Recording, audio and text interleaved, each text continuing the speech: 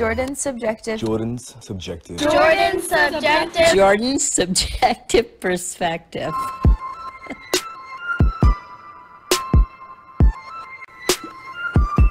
I always take a drink before. You got to. Exactly. So we're live here with Hiker Trash.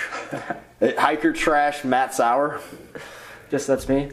And I was thinking, so we did an episode where you prepared for the Pacific Crest Trail, which is what we're about to talk about, and you're done with it now. So you hiked it, and I was could you give a little background to pretty much somebody who's never heard of what the Pacific Crest Trail is? Okay. Yeah. So the Pacific Crest Trail is one of the 3 national scenic trails in the U.S. It was actually officially built by an act in Congress, and this year was the 50th anniversary. I just found that out. Oh, no way. I had no idea. Yeah, and so basically it is a footpath from Mexico, a small city called Campo, all the way to Canada in a small provincial park, basically a state park called Manning Park. And along that way, it's 2,650 miles of just diverse terrain, different challenges, water, fires this year especially, snow in the mountains, and wildlife, all the other random things you can't quantify. Yeah. And it's basically just a struggle fest of can you last long enough to make it to Canada. Fair enough. And I found out... I like the way you worded that, struggle fest. Yeah, it's struggle fest, baby. It's true, because everybody's hurting. Everybody's got plenty of excuses to go home, and everybody's got plenty of excuses to skip. And some people do, but most people don't. But, oh shit, I forgot what I was going to say. Oh well. How long did it take you total? 175 days. Okay, yeah. Yeah. So that's about half of 350. About 6 months, yeah. Wow. Yeah, it was from March 23rd to September 13th. Well, did you have a goal going into this, or was it more freeform? No, it was just kind of go with the flow. And sometimes I went really fast at the end, especially, and then sometimes I was going really slow, hanging out with some friends and just chilling, especially when it was snowy. We were letting snow melt, so we'd do 10 miles a day and just relax. Okay. Yeah, it was nice. That probably, 10 miles, how long does that even take to walk? Well, so this was 5 miles straight up, 5 miles straight down. Okay. In the snow, so we'd usually wake up at 7, get going, and we'd probably finish by 3 every day. So that was a lot of breaks in between. Is there a lot of sitting around, just chilling, hanging out with people? Yeah, during that part. My second half of the trail, I had almost no sitting around and chilling. Oh, really? It was just walk all day. Oh, wow. Yeah. But at that point, there was there's another pass in X number of miles, so you can't go over that in the same day. So you just get to the point where you're ready for the next day, and then just, if you can, start a fire. Sometimes, so you have to be below 10,000 feet to have a fire. And there was between Pinchot and Mather Pass, or something in Pinchot, I don't remember. Wait, is that, I'm just kind of speculating right now, but is that because the water's going to run down with gravity, so it's going to be typically more dry at higher elevation? Or? Yeah, it's more about, I guess that's a good way to put it. Also oxygen. So basically above 10,000 feet in the Sierra is the alpine area, and things grow really slow and they come back really slow. So if you build a fire and mess things up, it lasts for 50 years. Versus in Missouri, if you build a fire ring and mess things up, in 5 years it's completely grown over, you'll never see it again. Absolutely. And so it's just a different environment above 10,000 feet. And so they want to really preserve it because a lot of people hike in the Sierra. And so everybody's out there being stupid, it'll get messed up for everybody. Just like you were saying with burying your poop. You can't put it next to water. Yeah, and that's actually kind of a problem in the Sierras because at some points there's just water everywhere and you're hopefully you just really don't, you gotta not go during the day. Right. And just wait for the night. You opened my eyes to that completely. The fact that you're shitting in the woods and burying it. I didn't think about that. I didn't think about that. Okay, so the first 700 miles I managed to find outhouses. Oh, okay. For the first 50 days, I pooped in the woods 4 times. Okay. And then after that, in the mountains, there's no outhouses, so I couldn't find them, so I just gave up and just every day in the woods. But for the first month and a half, I fought back. I was like, nah, I don't want this. better than the second half, right? Yeah, pooping in the woods isn't bad. It's just one day was really bad because there was so many mosquitoes outside my tent.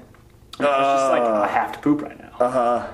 And you're just a sitting duck. You're a sitting duck. And I pooped. There's like 7 on my legs on each one. And I'm like, so I pooped and I got up and like started smacking and running and I'd wipe and then I'd smack and run in a circle. So it was like 1 wipe, run in a circle, 1 wipe, run in a circle. Oh, that's just funny. Running for the mosquitoes. Did you bring toilet paper or did you leaves? And then you take the toilet paper and you pack it out too.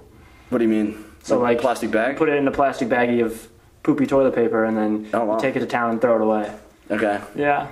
You never recycle it? Come on now. Yeah, I don't know about that one. That's funny. Yeah. It's just like these little things that like obviously I'm thinking like you tell me you're gonna hike 2,659 miles. Like I'm gonna be like, yeah, that's a struggle. But like all these little tiny things that you don't even think about it. Way more about the little things on the trail to me. That makes sense. If you can't be comfortable doing all the little things uncomfortably, you're never going to be able to walk. Because, like, there's just so many things that can go wrong. Like, you're going to get chafing, you're going to get blisters, you're going to get hot, you're going to be uncomfortable, and you really just might even get sick. That. Yeah, I got lucky and didn't, but a lot of people did, and you just have to, like, go every day. And now you can have a lot of fun with it, too, though. You don't have to just grind. If you do it right... I know drinking's a big part of the culture. Not so much on the PCT. On the Appalachian Trail, it's huge. Okay. On the PCT, yeah, like you get to town, you have like a 6-pack between 2 people and like chill. But it's much more laid back on the trail. Absolutely. Yeah. Different things for each trail. Is there any like hypotheticals, like hypothetical problems, or like the possibility for chaos? Did that ever stress you out at all at any point? I had a really, I think, fatalistic approach. In that I knew there was not a single thing I could do about 90% of the things that were going to happen. So I just ignored them and pretended like they weren't happening. And I just pay really close attention to what's actually happening. Yeah. And just like try to shut off the part of my mind. Well, not so much shut off, but like acknowledge that it's really unlikely that I'm going to be in one of those crazy events. And if I am, I still have the ability to focus and do my due diligence to be as safe as possible. It's a good approach. Yeah. That's probably what I would do too, because those hypotheticals are going to run you like crazy. Man. What if I see a bear? What if I see a bear? Yeah, what if I see a bear? There's people that always are like, you should bring a gun. I would not recommend a gun. Because you're much more likely to hurt yourself than you are to kill anything out there. That's a good point, especially if you don't have any experience with a gun. I got very, very not close to any bears, with the exception of in Yosemite. And also, it would be a huge headache if you had a gun, because you can't go in a national park with a gun, period. No way. So you'd have to, like, ship it around or do some whatever. Or get Do they pat you down? No, but they do a bear can search. And, like, if it doesn't look like you have a bear can... Well, actually, they make you, like, open up your pack and, like, physically show them the bear can. Was that the bear spray that you were talking about in the first podcast? No, I didn't end up getting bear spray. I just had a bear can, which is like a thing to put your food in, and basically you put it, 50 yards away from your camp, so that the bear goes over there and not to you, because it smells your food and like if it your is toilet paper and your toothbrush, or your poopy toilet paper, yeah, and all like your smelly stuff, and so it'll play with it and it can't get into it, so it just leaves. Okay. And so you have to have one of those through all the national parks. That's another one of the little things. Yep. And those things are like, it's just an additional, 2 pounds that you have to carry. And it's a hard piece of plastic, so you have to like figure out how to put it in your backpack. It's comfortable. What was your base weight? Around 9-ish pounds. It fluctuated a lot though, because like I was always adding this, subtracting that, changing this, adding the bear can, getting rid of that. I changed my rain jacket, got a bigger one when I left California, and like adding water, adding food. Absolutely. Yeah, lots of comforts. Like I bought a tarp. I got a really lightweight tarp, and it got shredded after a while. And I knew that was going to happen, but I was just going to buy another lightweight one. But instead, I bought like a really thick, nice tarp. It lasted me for the rest of the trail, and was just like, it was white versus the clear one I had. And the white, just mentally, like laying on it, was so nice. There could be dirt all on it, but like you just feel cleaner because it's white. Oh yeah, that's funny. Yeah. And so you're just like, I'm so good. Pure right now. I'm off the ground. I'm off the dirt. And like, if I'm laying on a someone cloud. From the outside looked at you, they'd be like, "You are so dirty," and that tarp is brown, and you're just like, no, shut up. I'm clean. This is like good for me. This is a white tarp. Yeah. Shut up. Exactly. I think it's a little bit tan, actually. Yeah, oh, it definitely gets.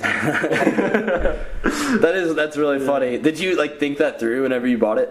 I'm gonna get a white one. No, like that's why I got it for sure. Yeah. Psychological cleanliness. Yeah, and it's also really just nice to like. It feels nice. It's thick. Like you put it down and you're just like, that's where you're gonna sleep, and you're good. Mm-hmm. Versus like the other ones are real crinkly. It was like window shrink wrap, and it works as a tarp, but like it's just super light. I mean, it was like half the weight of my white tarp. Okay, but absolutely. It was worth it because I was pretty light, like compared to most people. And so that blows my mind. 9 pounds. Yeah, it's right. Because you take into consideration everything you're carrying, like. Well, so like. The way I break it down now, like whenever I'm going backpacking, I don't have a checklist. I have a list of 3 things: warmth, water, and food. If you've got warmth covered, you got water covered, and you got food covered, that's it. So what includes like warmth? Like so a blanket? It's a sleeping bag. Okay. Depending on the weather, it can be a tent. This last, on Tuesday, I went camping for a night. That's got to be a thin sleeping bag. I didn't bring a tent. And so I had, my sleeping bag is like 24 ounces. And then after the trail, I got a bivvy, which is just like a thing that covers the sleeping bag and makes it warmer and like more waterproof. Okay. But I didn't have that on the trail. I had the tent.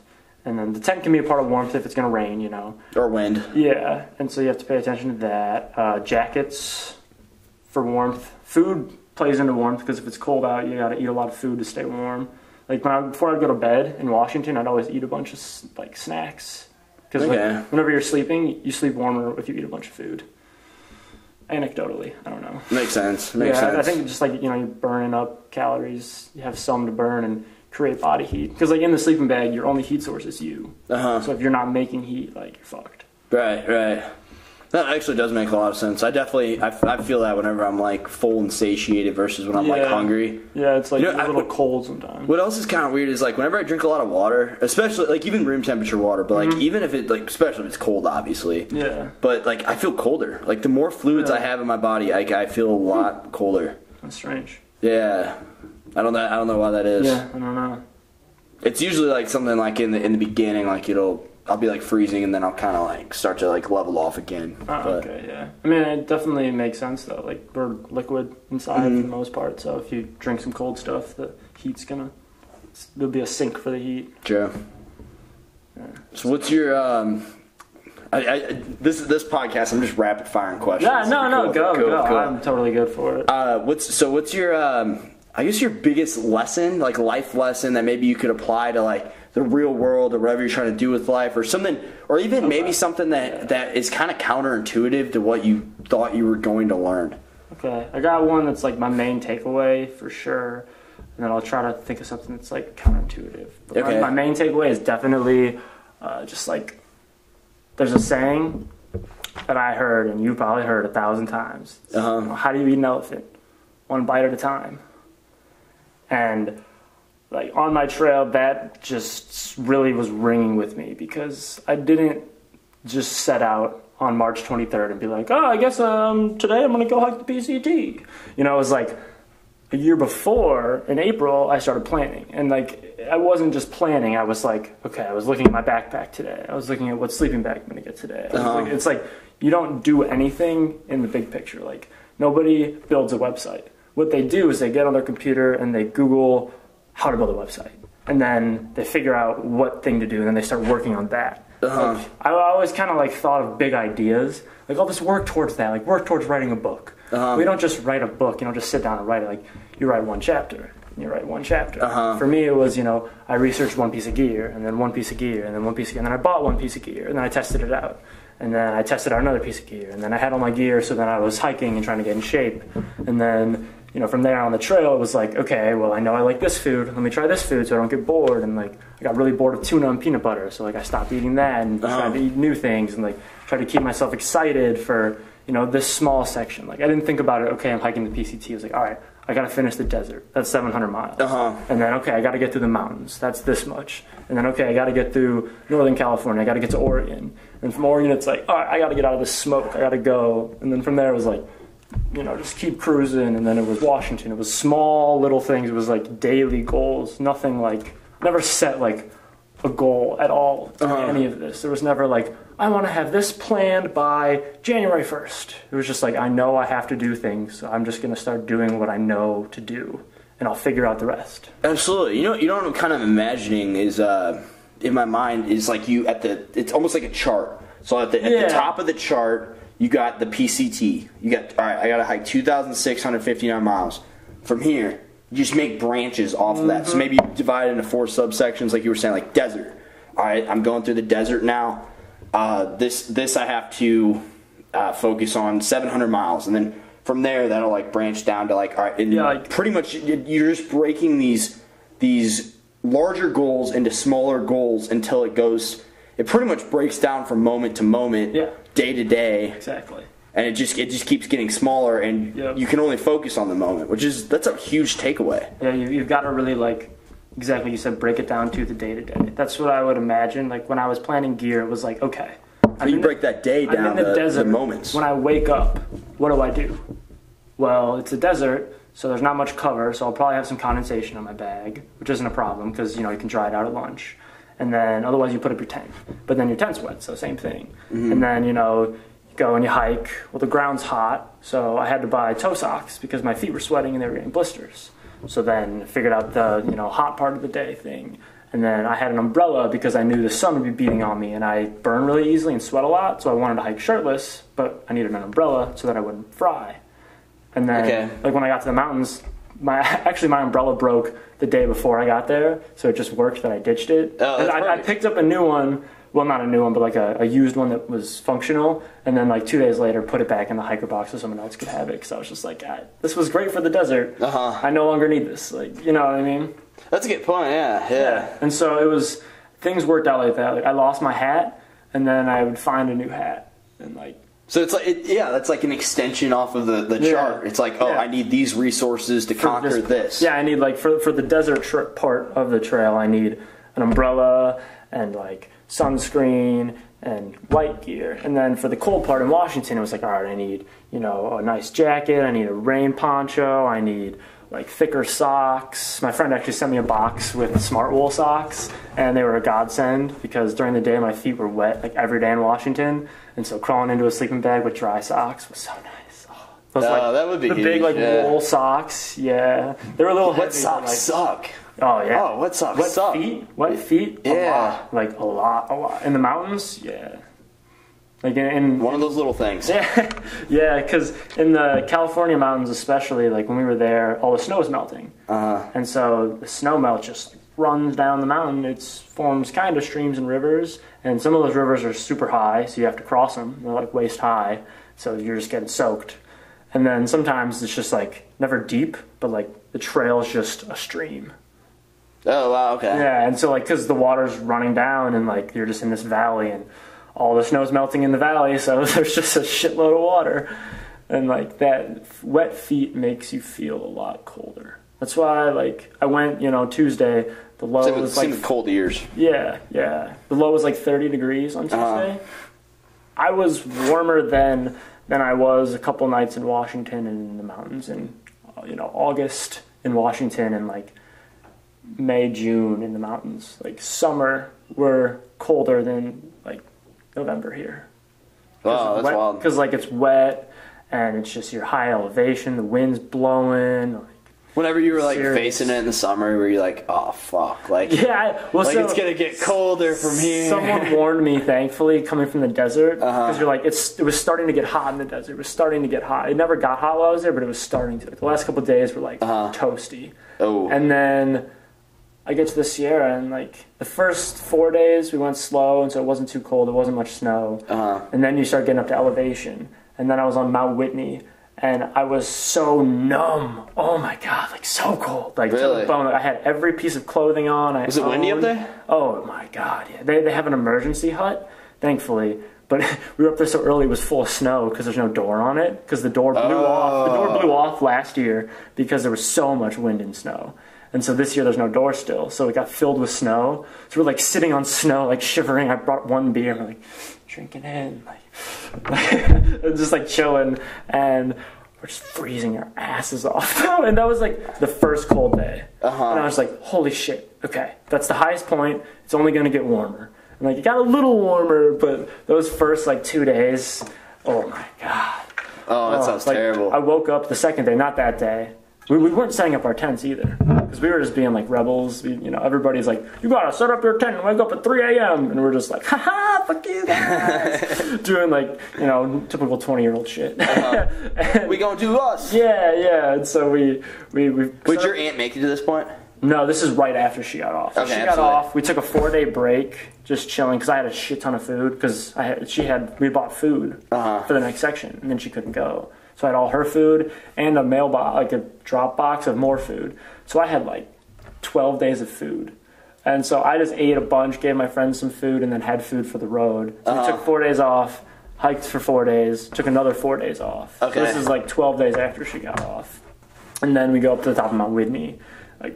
And yeah, it was a lot. We actually, on our way up, we saw a lot of people coming back off the trail because they had tried to go up 2 days before when it was like a snowstorm. Like the reason we took the second 4 days off in Lone Pine was because we were staying at a guy's house. We were going to stay like 2 days just on his front lawn. He's like, it's fine, no worries. Wait, is it an older couple? No, it's a single guy. He was a LAPD officer back in the day, and he just retired. He calls it Hidden Valley Ranch. And oh, that's funny. Right now it's Hidden Valley or something. I don't know. It's not bad. I messed it up. I thought he lived on a ranch and he like called it Hidden Valley Ranch. I was like, oh, that guy's got a sense of humor too. He does. He's awesome. He's got like 3 dogs and super nice guy. And so like, oh, that's cool. Yeah, day 2 we're still just sleeping on his front lawn. Like, he's got a little ranch house on the hill, and then he's got a little like guest house. And we were like, we don't want to stay near guest house. It's fine. We'll just sleep on the ground. We don't want to get shit dirty. And on the second day, we're like, hey, like we're probably gonna head out. We don't want to stay too long. He's like, you kidding me? Well, there's crap in the mountains. You're staying 2 more days. Really? And we're just like, was he feeding you too? No, but he had like endless eggs because he had chickens. Oh, so wow, we were eating hell omelets, yeah. But like we were going to the grocery store and getting our own food. Okay, absolutely. But then actually like, wait, how'd you hear about this guy? My friend Sinclair knew him from the last time that they hiked. Yeah, I didn't explain that. Sorry. So Sinclair, my friend who I hiked the mountains with. Did you meet him on the trail? I met him like where my aunt got off. Oh wow, convenient timing. Yeah, I met him a little bit before, but yeah. Anyway, and so he is from Hong Kong, but he was going to school in San Francisco. And so last summer, his friend hiked PCT, and he joined his friend for the Sierras, just for the mountain section. Okay. And so he knew that section and had done it. And that's a convenient time to run into that dude. Yeah, right. And that's so perfect. he was like, last year I was here June 15th, and there was more snow than there is today. And it's March 26th. He's like, I'll take you guys into there. It's no big deal. And it was probably a little bigger deal than he made it, but whatever. We were fine, and because I know there are a lot of checkpoints like along the way, so I guess having that knowledge is really important. Yeah, and so like because a lot of people do that for the hikers, right? They just they'll just open their front yard or their yeah, and well, he wasn't actually a trail angel this year, but because Sinclair knew him, he was like, yeah, you guys can stay, I don't care. Wait, you call him a trail angel? So that's what they're called? That's what hikers call them, yeah, because like they basically open up their house and just do anything. The homies. They're so nice, yeah. Wow. Trail angels. There's like official groups too. Sounds appropriate. Very official, because like in Lake Tahoe, there's just tons. There's like when you get to the trailhead, the road, there's just a list, and it's like trail angels, contact for help, and we texted them, a bunch of them. We're like, hey, we just need a place to put our tent. It's like a free Airbnb for like a specific type of. And see, they love it because they get to hear our stories, and like we're from all over. And they're always super nice, so we love it too because we get to talk to like the locals and actually get to know like the area. And they're super about PCT hikers. Like obviously they wouldn't do it if they weren't. And so like they for the most part, most of them even like know what we need more than we do. Like that's a good point. There was one lady in Wrightwood, a small town about 350 miles in, and she was the homie. She was crazy. She's I don't know exactly what to call what she does, but I know she helped an older gentleman like in his home with like healthcare stuff. Okay. And so she'd go and be with him for a few hours and like stay there overnight. But so every hiker got to her house, you took a shower, and you came out and she looked at your feet.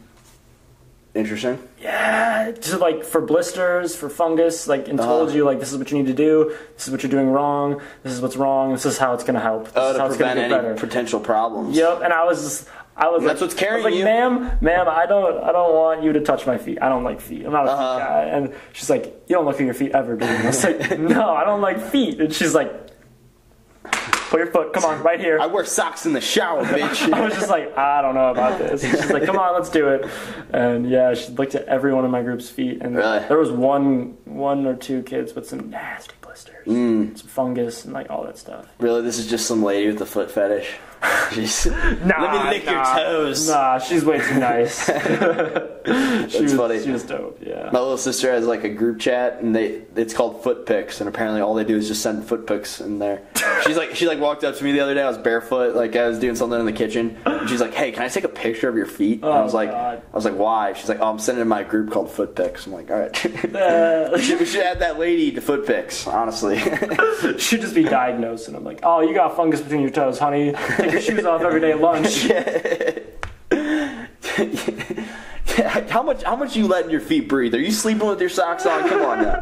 What are you doing? Right, exactly. And in the desert, that's a huge problem because there's so much sweat. Like, and then like in the mountains, you know, you're trying to keep your feet from like rotting, basically. Just, like, when you're walking through snow, if you don't have like boots, crampons, and snow gaiters, like your feet are getting wet. Period. Yeah. And so you just deal with wet feet all day. It's in the Sierra. It wasn't very cold. Probably spent a lot of time with just numb feet, man. Oh yeah. Oh fuck. But like in the Sierra, it was cool because it was always sunny. Like the sun was up from the morning to the night. Like there weren't clouds when I was there. Now, you know, we jumped in 2 days after a storm, where that's not true. But when I hiked, like after that storm to the rest of the mountains, for the most part, there wasn't a cloud in the sky. It was just beautiful, perfect, pristine California weather. That's cool. Insane. Yeah. Like ideal, exactly how you want to imagine California weather. Exactly. In the mountains. When you get a little lower, it gets a little hot, but up at elevation, it's just gorgeous. That's awesome. It's not fair. Did you prefer the heat or the cold? Like if you had to choose one, really? Sure, because if you start going, like chugging, walking, and it's cold, you'll heat up. If you try to start going when it's hot, you're miserable. And you could always put on more layers. You can always put on more layers. You can't get more naked. You can only carry some layers. True. That's it. Yeah, most people gave me shit because I didn't carry a puffy jacket. Yo, really? Yeah, like, well, so you typically like your shirt, then you have like an active layer jacket, which is just like a fleece, and then you have like a puffy jacket. Okay. And I was just like, fuck that, I'm too hardcore, I don't need no puffy. Basically, like, I just run really hot all the time, and so I just was like, I think I can do it with that. You know yourself, okay. Yeah. And I would have been more comfortable with one, yeah. But it was also one less thing to lose, one less thing to break, one less thing to buy. True. Yeah. Well, does that puffiness like take any weight off your shoulders too? Because I know that's a big part. You don't really wear the puffy with your backpack on because you get really hot in it, and so you'll start sweating. It's mostly like like sitting around. Yeah, so like whenever you take a break, you put your backpack down, and then you put a puffy on so that the wind doesn't get you cold. And for me, my thought was, why am I taking a break? Yeah. So I mean, not really. And the other thing was, I would just pull in my sleeping bag. Like, we'd hike to the top of the pass and then wait for each other. So I'd get to the top of the pass, just pull my sleeping bag out and just sitting there, just be like, chilling. There you go. Yeah. Did you hike in silence a lot, or did you ever play music or podcasts or all of the above? Yep. Really? Yep. In the beginning, I didn't have headphones, and then around like that Wrightwood, actually, I got someone gave me a pair of headphones at mile 70. Oh, really? First town, she's like, I have 2 pairs. Shout out Trooper. Do you have internet most of the time, or like data? In the towns, you have Wi-Fi. Yeah. In the desert, when you're near San Diego and Los Angeles, you have pretty good service. Okay. And then in the mountains, nothing, not shit. Really? And then, but like Oregon's most of my stuff that I listen to is internet based. Yeah. Well, I mean, I just downloaded all of it. Like you can podcast app, just download shit. Yeah. And then I paid for a Spotify subscription just for the duration. Oh yeah, and you download stuff on Spotify as well. Yeah, super easy. And like the second I got done with my trip, I got rid of my subscription. There you go. $10 a month. $10 a month for it was worth 6 it months. though for the trip. Yeah, oh, absolutely. Yeah. And it was super nice because as an album came out, I could just go on, hit download. Oh, that's sick. Yeah. And you get it enough to where you have enough stuff downloaded and go back. I pretty much got most albums that got released this summer, like day of, 2 days later. Oh, that's sick. Yeah, so it was super nice. That's what I was surprised your response time, because we texted a fair amount. Like, during this. No, I wasn't without service for long periods. Mm-hmm. There were most days I didn't have service, but I could get to a point. Like if I wanted, if you hiked the PCT and wanted to find service every day, you probably could, with the exception of like the High Sierra and like the very end of Washington, 2 places where you're just in the middle of nowhere. But like other than that, you can probably find service in most of the trail. Like that's huge. Yeah, it's cool, but it's strange because it's leading to people who don't know what they're doing being out there because they can fake it that they know what they're doing because they have internet. They have like things to help them, and then if they get to a spot where there's no internet and they get stuck, that's when you run into problems. Oh, so because they're so dependent on the internet. Yeah, well, I mean that's the way it's going. Like people in the hiking community, very, very much so, like their cell phones, like everyone else. You know, so it's not like it's just one community untouched by technology. Yeah. No. Are there any really? Yeah, right. And like, I didn't buy the app. Everyone else did. It's called Guthook, and it literally it's got elevation maps of the whole trail. It's got all the waypoints, like towns and roads and things. And then every waypoint, like every water source, people can comment on. So they'll say dry or lots of water or yo, there's bees at this one, and so you know. Oh, you see 8 hours ago. Yeah. And so I didn't have that at first, but then I was hiking with people who did. Okay, absolutely. But I kind of liked not having it, honestly though, because people get really into the numbers of hiking. I can see that. How many miles you're doing, how much elevation footage are you doing, and they're really oh man, we've got to climb, next 2 miles is 1,000 feet, oh shit, whoa, watch out, now it's gonna suck, and you just get so in your head. And I like your approach too. Just deal with whatever comes. Anything that comes my way, any roadblock, anything. And I not knowing beforehand, just deal with it. Just I mean, it sucks, but say you have to hike up 1,000 feet. It's oh, this sucks. While you're doing it, but you don't question it. Just deal with whatever's coming your way. I liked hiking up in silence. So the passes every day, you'd have between 3,000 and 4,000 foot climb ahead of you, and then you just climbed up 3,000, 4,000 feet and down 3,000, 4,000 feet. Okay. And it was super nice. I'd just wake up and just start and just go, and I'd usually be the first one to the top and then just chill. But it was super nice to just get the hard work out of the day.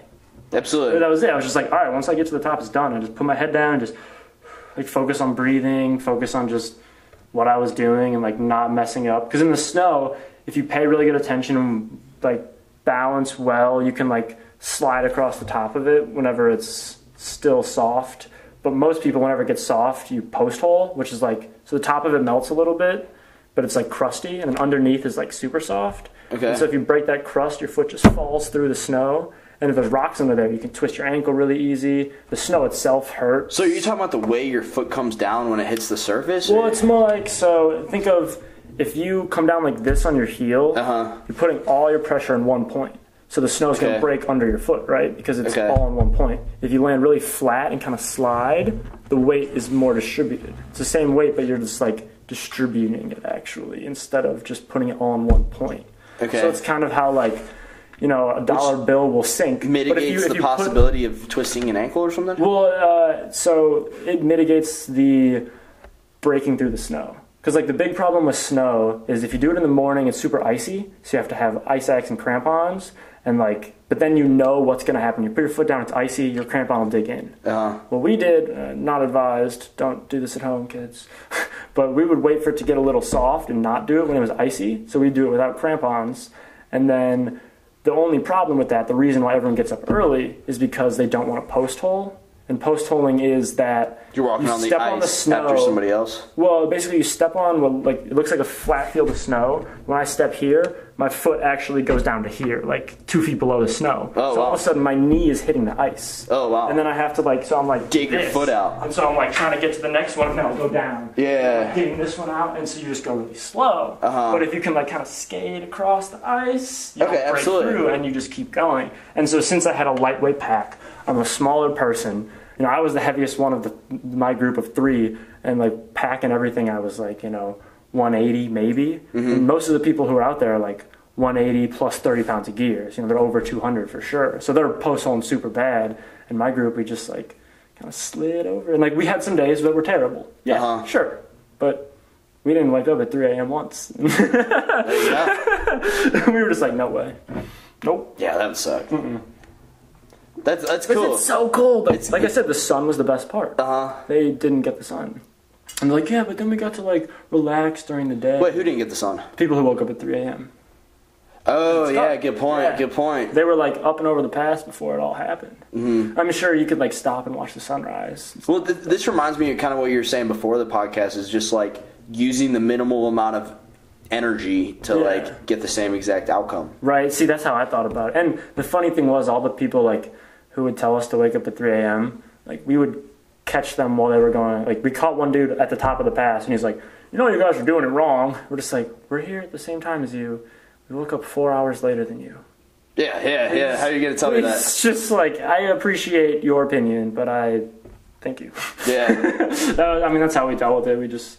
We'd smile. Plus, is there a right way to hike the trail? Is there a right or wrong way? There's different There's a lot approaches. of people that like to spew a lot of things. Right. Like, I mean, I'm all factual about the PCT. You're wrong. I'm right. Before I got to the Sierras, when they're like, calm down. You've got that tent. Oh, that tent will never work. You need a freestanding tent for the Sierra. And shut up. Dude's like, 1, no. 2, no. 3, like, I know a ton of people with this exact tent who have done this exact thing. Like, I set up my tent twice in the Sierra. I just cowboy camped. And everyone's like, you can't cowboy camp. There's too much condensation. And sure, I woke up with frost in my sleeping bag every day, but I had a 10-degree sleeping bag. I had a liner on it. I slept in my clothes. What do you mean by 10-degree sleeping bag? So, like, it keeps you warm to 10 degrees. What do you mean by that? Like, if... Oh, to 10 degrees, like Fahrenheit outside. Okay. Yeah. Oh, wow, that's cool. That's a cool concept. Yep. And so, like, most people carry a 20-degree. I got a 10-degree just because I wanted to be warm. The gear that goes into this, because I listened to our podcast, the first one we did, and like, you're blowing my mind, man. All the gear that goes into this. It's very, very high tech. And how lightweight it is, and how efficient. It really is insane. It's only the big ultralight movement hasn't been around too long.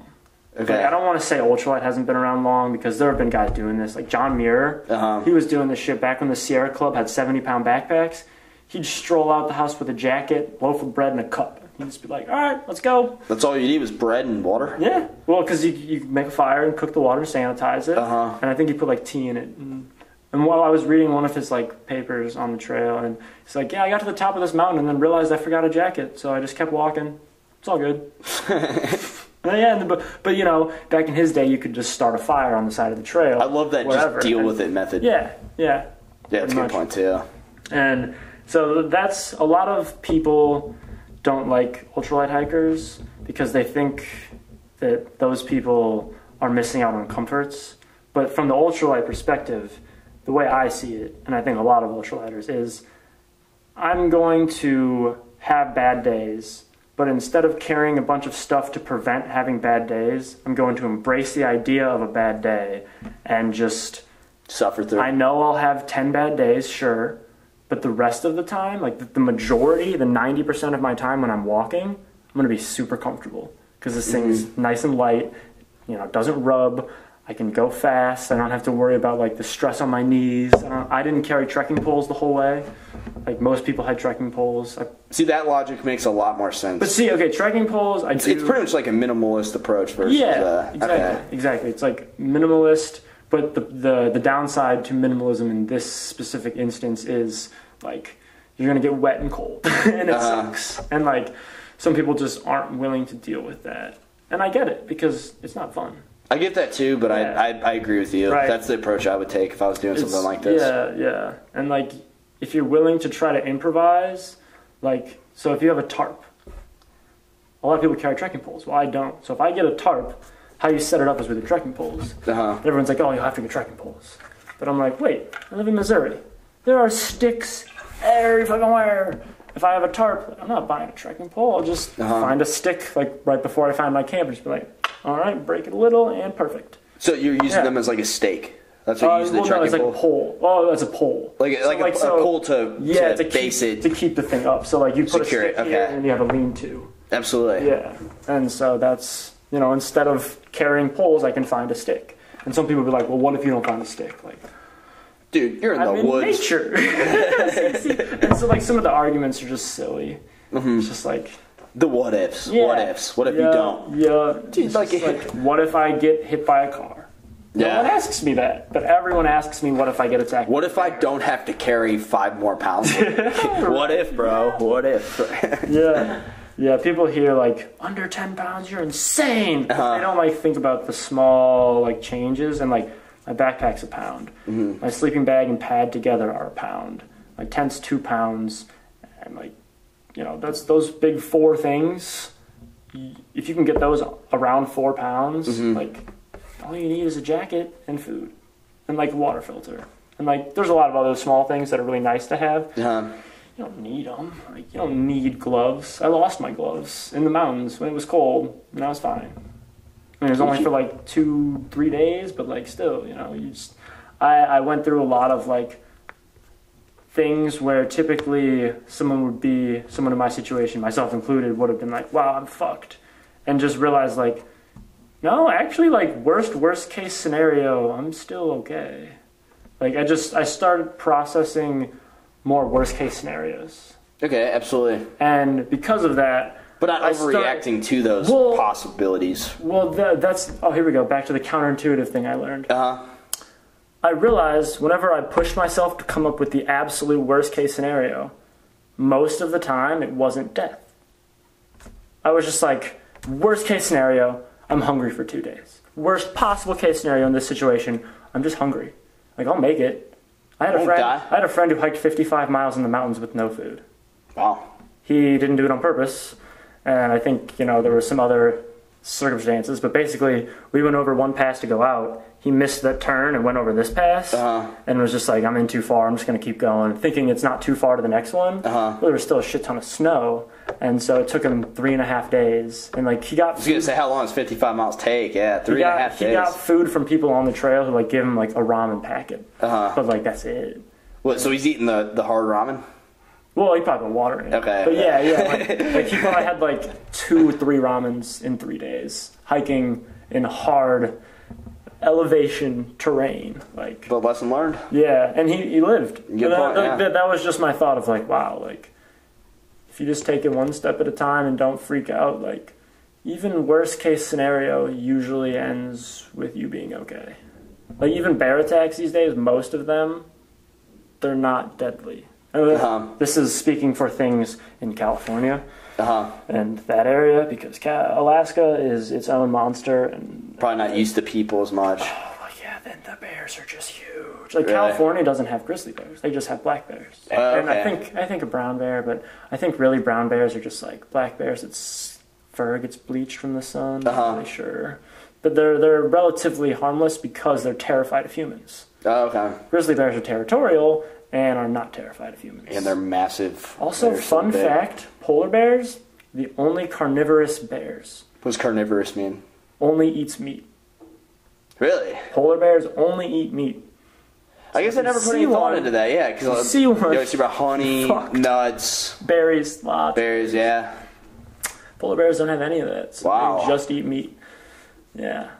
Wow. Right? They're so cuddly and will eat your face. Yeah. Are they bigger than grizzlies? I know they're massive. I think so, but I can't say for sure. They're probably more badass. They gotta survive. They definitely have sharper teeth. They definitely have sharper teeth because they're carnivores. Okay. Yeah, black bears and grizzlies can, like, they do more grinding of berries and stuff. Whereas polar bears, like, are, like, probably looking like vampire teeth. I'm guessing. I think I'd take a grizzly. All right, no, I'd take a polar bear in a fight. If I had to choose. There were some, like, old bears. I forgot. I don't remember what these were called. It's like some ancient bear, and these things were huge, man. Oh, I believe like, it, dude. Massive. I mean, like, giant sloths were a thing. Those things are huge. No way. Oh yeah, giant sloths in South America were, like, they're pretty popular. Like in the Amazon. Maybe? I don't know where. I saw the skeletons in Houston. And I was at the museum they have, and they were just huge and like awesome looking. Wait, like how big are we? Oh, like way taller than this room, like 12, 15 feet probably. No way. Yeah, like giant sloths, like huge. Wow. Like giant by today's standards. And, like, even elephants are way smaller than they used to be. I think it probably has to do with, like, you know, when the dinosaurs died off and that they suspect that meteor hit and caused, like, a lot of the sun to be blocked, and it reduced the amount of food on the planet. Everything that was huge and needed a ton of food quickly adapted to become smaller or it went extinct. Yeah, they always say that same logic is kind of applied to like Navy SEALs. They don't want people that are like 200 pounds. They want somebody that's like 140. There is a cap on how heavy you can be to be a Navy SEAL. That's wild. Actually, when I was in San Diego, I was with my aunt, and she is a Navy captain, retired Navy captain. And so I got to go on the SEALs base. No way. Yeah, I like not like go in anywhere or anything, but like really drive around because she has the Navy credentials. No way. Where's this at? San Diego. It's Is it like downtown San Diego, like kind of like Coronado? Coronado, that's it. Absolutely. But the base is, I don't think it's on Coronado. I think it's like. Well, when I was in Coronado, absolutely. Yeah, I saw a ton of like airplanes and like naval stuff. Like there was a lot. San Diego I was like, wow. has a ton. It's a hub for the Navy. I had no idea. Yeah, there's a huge base. I went on the Coronado Naval Base too. No, really? Yeah, I just drove around. Like you see all the huge hangars, and sadly there was no aircraft carrier there though. But I've been on an aircraft carrier before, which was pretty sweet. Yeah. That's sick. Yeah, they're huge. Those things are massive. The one I went on was retired. It's like a small island just moving. Yeah, pretty much. That's really cool. What's crazy though is like defense-wise, just like aircraft carrier, like it has 50 cal guns. Like that's it. Like their defense is the planes and like the other things around them. Other ships with them. So like if you just had like an aircraft carrier with no planes, like it's not a super defensible thing. Which is strange. You're mainly relying on the planes. Yeah, but like you have a shit ton of planes, right. And usually, you would think there'd be like some massive gun, like some guy like sitting there. Well, no. So what they do is they don't ever really have aircraft carrier on its own. Like that scenario doesn't really happen. They have like a destroyer and a submarine detecting ship and all these other things. So it's like a brigade. Okay. So like they surround it with other things. Okay, it's like a team. Okay. Yeah, and like you're in the middle just sending in the aircraft, Wow. And then everybody else is like shooting. That makes sense. This serves that one purpose. And okay. And because you have to make it even bigger. Those things are huge already, and like to make it bigger with more guns, like it just seems like a waste of energy for them. Just imagine a really like redneck like guy in charge, like more guns, throw some more submarines. Exactly. Let's kill these terrorists. So, wait, did you get a nickname? Because I know a big part of the culture is you get, like, a trail name. So, in the beginning, the first 700 miles, my trail name was Poppins. It started out as Poppins? Mary Poppins. Really? Because I had an umbrella. Oh, yeah. And I thought it was really unoriginal, but I went with it for a while. It morphed into Pops, which I like Pops. It was good. But then, like, that was all, the first 700 miles. Then, within 2 days, my umbrella broke. My aunt got hurt and got off trail, and everybody else I was hiking with kept going while I stayed behind. So I lost all my like trail family, all that, and I met these new guys, and I was like, all right, that's cool. I don't really want to go by Poppins anymore. So I was like, all right, I'm just going to introduce myself as Sauer, because that's my last name, so most of my friends call me. And I was like, and if I get another trail name, cool. And did you explain that as your last name too? Yeah. I was like, yeah, it's my last name, but they started calling me Sauer. And then after that, I started introducing myself as Sauer, and everyone was just like, oh, nice. How'd you get that trail name? And I was like, well, it's my last name, but like, you don't have a trail name. Oh. How dare you? How dare you? It's like, dude, it's so much easier because that's what my friends call me. And so I don't have to. More responsive. Whenever I came back, I didn't have to like switch. It was just, so that's what, if I do another trail, I'll just use Sauer again. Okay. Yeah. Did you come up with anybody's name? Kind of. Because one girl, her trail name ended up being Ninja Fabric. Okay. And I gave her Ninja. Unique? Yeah, I gave her Ninja. Because one day she was going to give some like KT tape for blisters to my aunt. And we were laying there sleeping and she left early. And well, I was awake. Actually, I went to the bathroom and came back. I put my shoes on, went to the bathroom, came back, took my shoes off, put them next to me, and was just laying there for like 10 minutes. And I was like, all right. Started packing my stuff up. And in my shoe was the tape with a note on it. And I was just like, I wore my shoe to the bathroom. This was not in here 10 minutes ago. What the hell? Like, looking around, couldn't see anyone. She somehow managed to walk up to where we were camping, put it in my tent, and leave without either of us seeing her. And I was awake. No way. Yeah. And so I was like, you fucking ninja. And then, like... Wait, you never saw her again? Or well, no. I didn't see her, like, do it and leave. But I saw her, like, later that day. Okay, absolutely. Yeah, and then so someone had tried to give her the name Fabric. Was she trying to mess with you? No, she was just trying to not wake us up. She didn't know I was awake. Oh, yeah. okay. So I was like, damn, okay. So that's where Ninja came from. And then someone, like, a week beforehand... That'd be funny connecting the dots in that story. Yeah. Ninja Fabric. Yeah, because she's a seamstress, so, like, she sews and does all kinds of, like... Okay, absolutely. Yeah, makes clothes. She made her own clothes and, like, stuff for the trail. Very cool. Yeah, and, so I gave her Ninja, which morphed to Ninja Fabric. I like that trail, man. Kind of, yeah. Did you meet any, like, interesting people? Because... obviously, you're meeting a lot of people, and it takes a different breed of people to go hike the PCT. Yeah, and it's really fun because it is like a community, though. So once you start meeting people, like everybody kind of knows everybody, and so like in the beginning, on the first night actually, I met a guy named Google and his friend Cameron, who became Mousetrap. Okay. Originally Mouse Murder, because on the first night I was there, like a mouse got into his food bag and he killed it, and so they went with Mouse Murder. But then everyone on like everything was just like, "What? You can't do that!" And then like people kept thinking he was saying mass murder instead of mouse murder. It's like, I don't want to walk with this guy. Just like, I don't want to walk with you. All right, you know what? How about Mousetrap? That sounds better.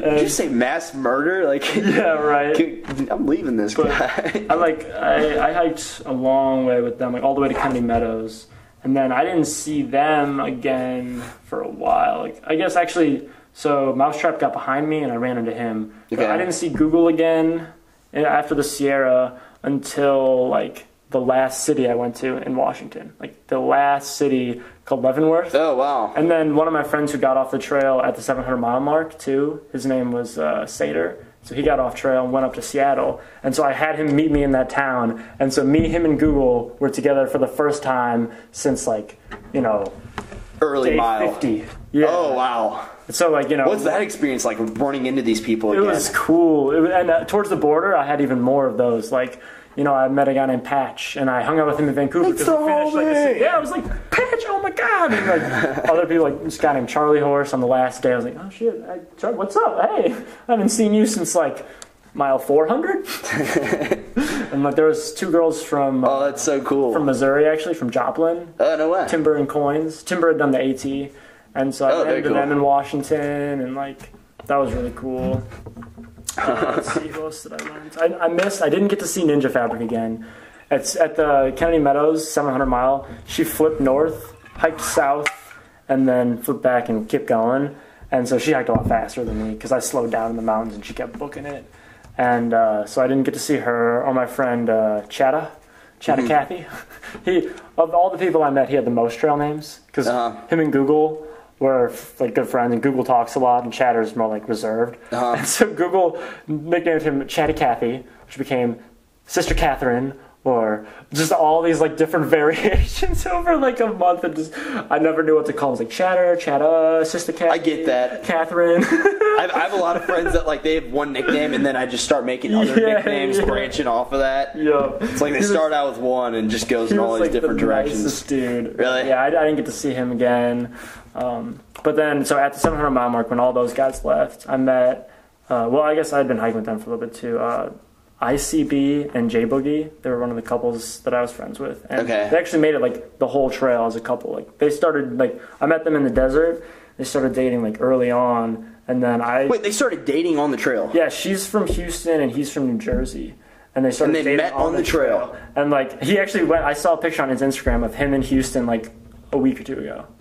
Yeah, no way. I don't know, like, you know, but yeah, they actually made it through the trail. They're like one of the only couples I know of that made it through the trail. But so I hung out with them in Seattle. That's crazy. I was just like, wait, are you guys near me? They're like, yeah, we're going to Seattle for a 2-day road trip. I was like, I just finished. I'll be in Seattle. They're like, oh shit, hell yeah. So I like split a hotel room with them. Oh, so you're exchanging numbers with all these people too? Yeah, and like Instagram and like, and the thing is once you find one person on Instagram, they know Terry, and Terry knows Fred, and so you just whoop, whoop, find Fred, message him, can I get your number, boom, and so like you're It's like connected. a networking thing. I have so many good friends from this trail. I don't have Snapchat, but like I think Snapchat's so cool. You can look at the map of like people, and like you're like, oh, I got friends over in France. I got friends over here. I got friends like your map is probably sick right now. Yeah, well, yeah, that's where I was going. The next like group I met was so a guy from Hong Kong named Sinclair. I talked about him. He's super cool. He made his own gear.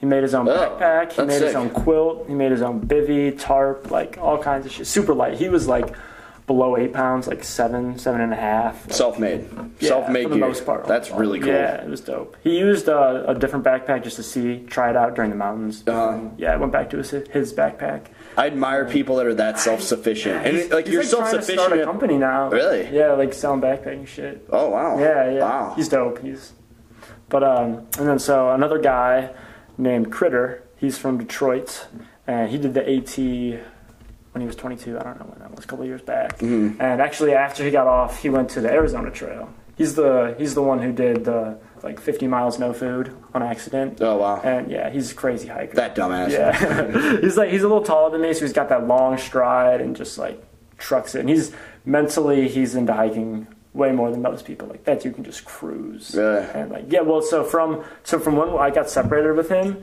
he averaged like 30 miles a day for the next like till Oregon, which is insane. He's like that is a lot. He actually didn't Consistently, get to too. finish at the border because he was there so early that the border was closed still from a fire. Like when I got there, it had just opened like a week or two before. But when he got there, he was there so much ahead of me that it was closed. So sad. He got he got this called Hart's Pass, 30 minutes from the border. You get there and then turn around and walk back because there was a fire. And then they literally whipped up a trail as a reroute, like one of the trails. So that people could finish? Yeah. Oh wow. Yeah. Like, and you could tell it was like they were connecting some pieces of trail that were there, but a lot of it was like a horse trail because there's horse shit everywhere. There was some road walk, but like you got to finish. I've gone hiking on some trails like that, just horse shit everywhere. But it's just like, you know what, whatever. I got to see it. But for him, he got to finish too. He did the thing. Doesn't matter if you actually get to Canada or not. Yeah, exactly. Who cares?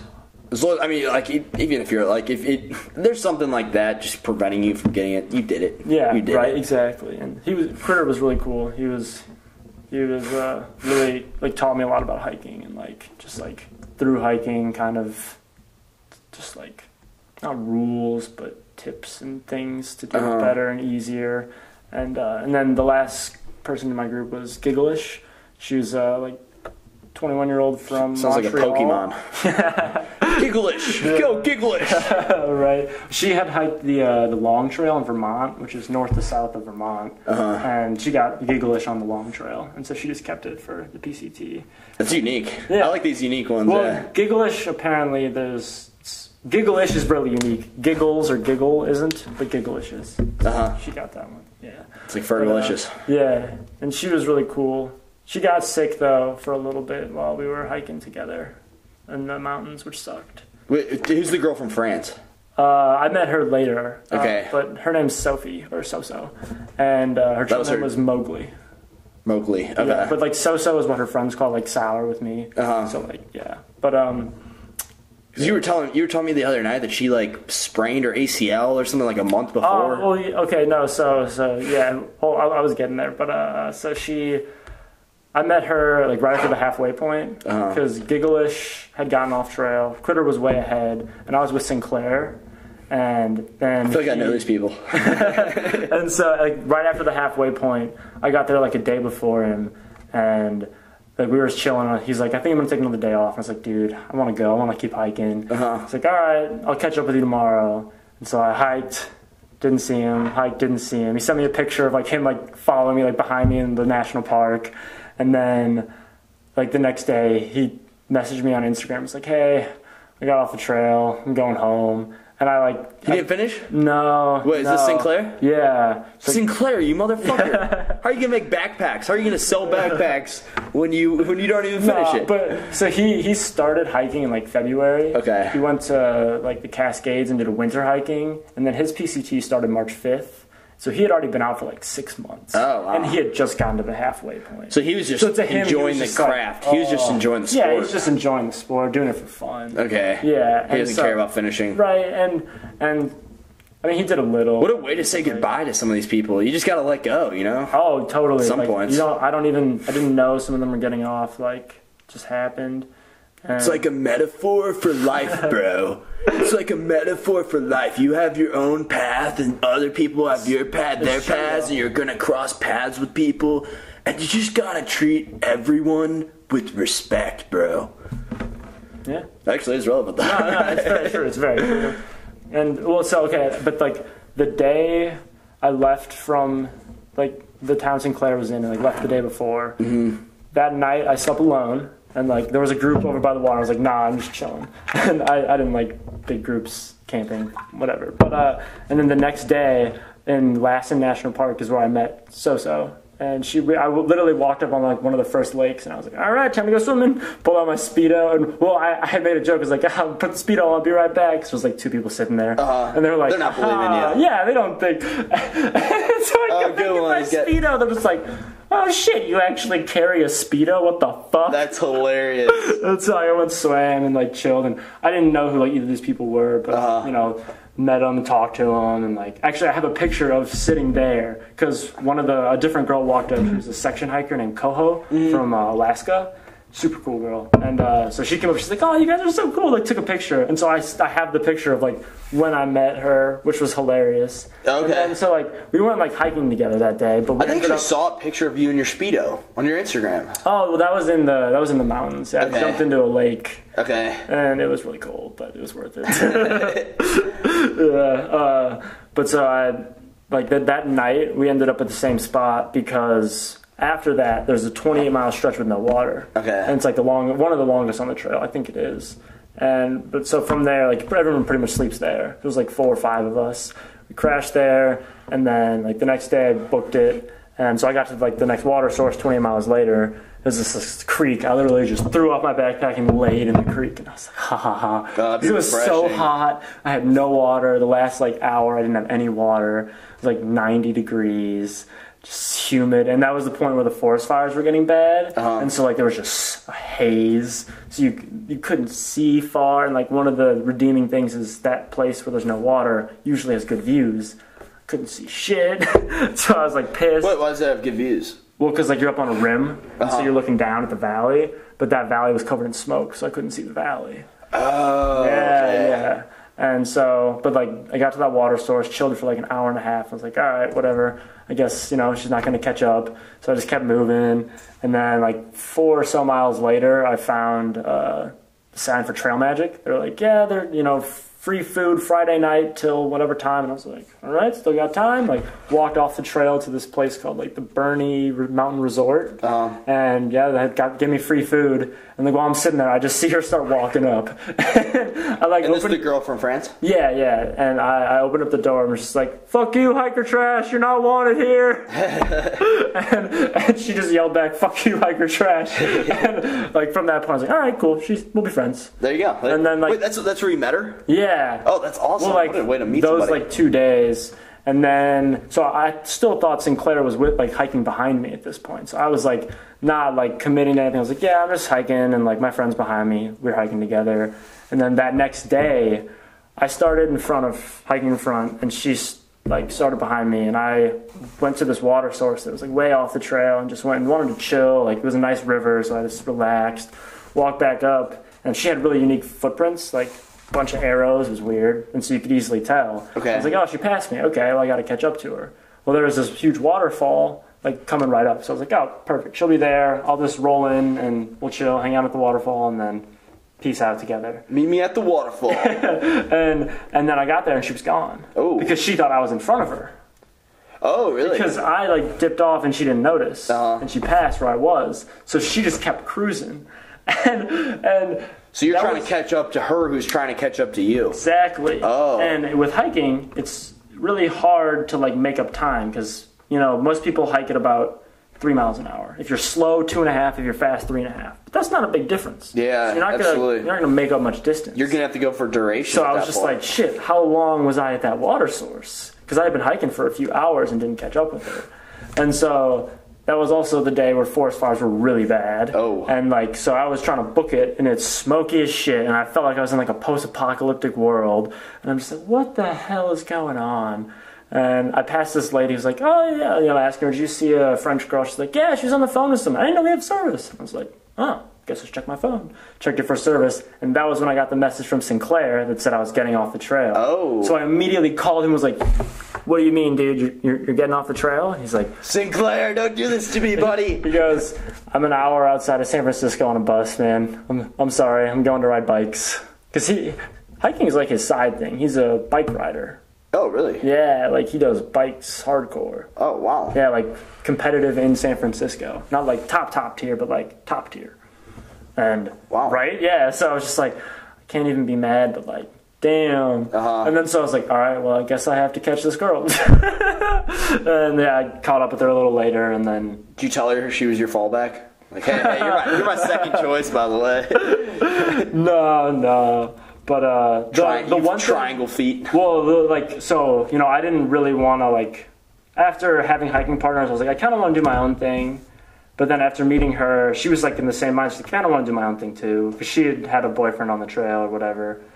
She made a boyfriend on the trail too? Yeah. Is this common? Is this common that people start dating on the trail? See, you blew my mind. I was probably like one of the few people who didn't hook up with anyone on the trail. Really? Yeah. Really? It's a weird hookup culture. Yeah. That is interesting. Yeah, I was just like, I'm trying to do my thing. I'm dirty. It makes sense though, because that's a very like niche type of and people and that's going to attract. You're really, really together a lot. Yeah, that's you know a good what point. I mean? Like all day, every day, whenever you're with someone. So like, if it's a good point to develop intimacy. Like you're forced to be around them. Right.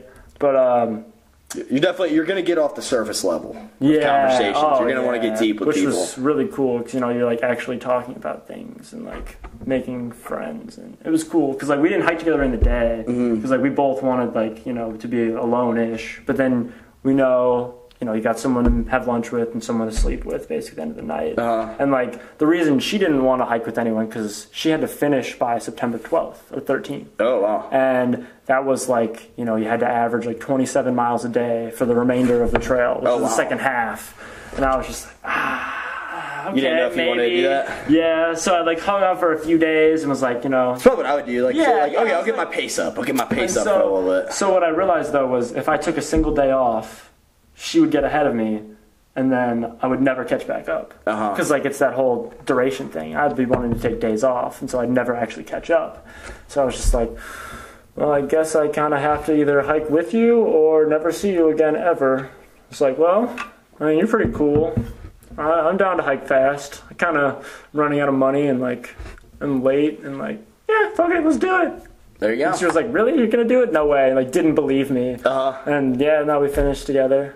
But so this is like hookup culture. These people like they actually date, or they just like depends on the people. Okay. There are people on the trail who like are just looking to hook up and like keep moving. Okay. And then there are people who are like starting relationships, and it's a very there's people who do it with their significant other. And I think those people are the craziest because they had a thought in their head. They were like, yeah, this is going to be great. Me and my significant other are going to spend every second together for months. Yeah, good point. Good point. If your relationship can survive a through hike, you're good. Just go ahead and get married. Good point, yeah. That's a bonding experience, man. Yeah. I would like the independent approach, just meeting new people all the time. Yeah. And it was super cool. And the other reason that I hiked with her is because I really wanted to catch up to the people who ditched me. Well, not ditched me, not like that. But the people who left, they like kept going. And were doing their own thing, and they were way ahead. Because at one point, my friend Google was 400 miles ahead of me. Wow. And I caught up to him. No way. Now, this was like at the very end, like in the town called Leavenworth, which is like... You caught him? Like 100 and some miles from the border, but yeah. That's insane. He was like in Oregon when before I hit the halfway point. Holy shit. Yeah, and I was just like... So you cruised that second half. And I was messaging these people the whole time, you know, because like, they were my friends, and I was like, you guys are going fast. They're like, no, you're going slow. And the whole time I was just talking shit like, I'm still going to catch you and beat you. I'm still going to finish before you. Fuck you. And Google's like, dude, you're like 350 miles behind. I'm not going to see you again. And I was just like, watch me, bitch. No way. You were probably just fucking around with them at this point. Were you just being sarcastic? Or? Both, yeah. Like, I wanted That's wild. When I was in the mountains going really slow, I knew that I was in the mountains going slow on purpose because I wanted the snow to melt and I wanted to have fun. And then I was just like, but once I'm done with the mountains, I'm going fast. And I think that's part of the reason why Sinclair got off the trail is because I was like, yo, like, once it starts flattening out, I'm going to do 30s.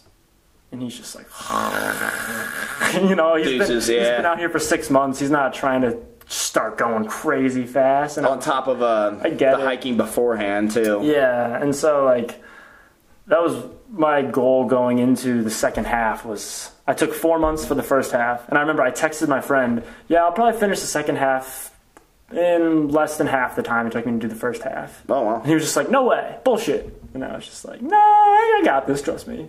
And yeah, the first half took me 123 days. Second half took me like 50 days, 52. Wow. Yeah. Well, significantly less, too. But it was also because, like, I was taking a lot of time off. So I'd hike, and then I'd take a day and just do nothing in the town, eat food, and hang out, and just make friends. And then once I was hiking with this girl, it wasn't like that. Like, me and So were just trying to finish. Because she had to make it to Vancouver by the 13th so she could catch her flight the next day, go home, and then she had school starting the next day. My God. Like, so she flew home on a Friday and literally started school that Monday. Wow. But she only had like a 2-month like finishing project. But still like jump right back into school. Yeah. But okay, back to no resting period, like nothing. How she decided to do the trail. For her, it's simple. She liked hiking and wanted to see America, so done, easy. It's a cheap way to see a lot. But then she's really into skiing. So last winter, like December, she was like doing backflip skiing, not like you and me skiing, like crazy skiing. She's like a trickster. Yeah, like doing backflips off ramps. And this girl's my hero. Right? Oh my God. And so she tore her ACL in December and had surgery on her ACL in January. And her doctor was like, yeah, you're probably not going to be able to do that thing you want to do, that PCT, like, probably not. And then the first physical therapist she had was like, I don't know. And then she went to another one and was like, dude, I'm doing this. You're helping me get there. I was like, all right, let's do it. Really? And even her mom was just like, are you insane? Like, are you crazy? Because this sounds crazy. She's like, no, I got it. And she started May 31st. I started March 23rd, which is 2 months later. More than 2 months. Yeah. So also, the typical start date is April 15th. I started a little earlier. So she had a few months to recover with her ACL. Well, yeah, so she did rehab for like 5 months. But her original start date was April 25th. Because of the ACL tear, she moved it back. It's my half birthday. Really? Nice. But yeah, so she moved it back a whole month because of that to give her extra time to rehab. Wow. But what she didn't like, I don't know, she didn't think about it, or she just like, she knew but couldn't do anything about it, was the fact that basically, so she started at the end of May. Really, she had to get the desert in June. Okay. The desert in June is extremely hot, like 120 easy in a day, hot, like 25 miles between water sources. Well, how long did she drinking like orange water? Yeah. Like 100 days. She did it from March 31st to September 13th. It's like 3.5 months. Well, that's almost half the time you did it in. Yeah, right. This girl's and insane. She started with a torn ACL. How torn was it? Well, I'm not like surgically repaired, but like she said, the first couple weeks it was pretty stiff. Right. Yeah. I guess the body just adapts. Yeah. Walking's generally lower impact. She had a light-ish pack. Once she met me, she sent a ton of stuff forward. Really? I was just like, you don't need that. You don't need that. Every day, like she had a stove. Why do you use that? Like, fuck you. Like, nah. Do you really need it? How much weight is that? Oh, like a pound, easy. Okay. And then her tent was like, another pound or two. I don't know, what else did I get her? Oh, in Oregon, she sent a header puffy jacket. So I was just like, it's hot. It's hot. You don't need that. So, like, she sent a whole box full of shit ahead, and it was way lighter. But then the first day I met her, I forgot about this. Her backpack ripped. Like, broke. Should he get a new pack? Yeah, but the company Osprey she got it from is really good. Like, they sent her a new pack. Like, the next week, we got it, in like 5 days. And no way. A brand new pack. Yeah. Where'd she pick it up at? California. Post office in a small town. Really? Yep. That's insane to me. That's where, like, if I ever needed something, you just get it sent to a post office general delivery, and they just hold it for you and give them your ID, and they give you whatever your package is. Really? Yeah. Wow. It's wild. These stories are insane. Yeah. Oh, wow. When Sinclair got off trail, he sent me... So he had boxed up a bunch of food. And like going into his trail, because he knew certain places he'd want boxes sent, so he left them with his friend. Well, when he got off the trail, he went to his friend's house, took all that food, put it in a huge fucking box, and sent it to me. It was just like, I got you food for Oregon. I literally bought like granola bars in Oregon. This guy's my hero, too. Yeah, dude, he's awesome. He sent me so much ramen noodles. Really? Like enough to where you could even carry it?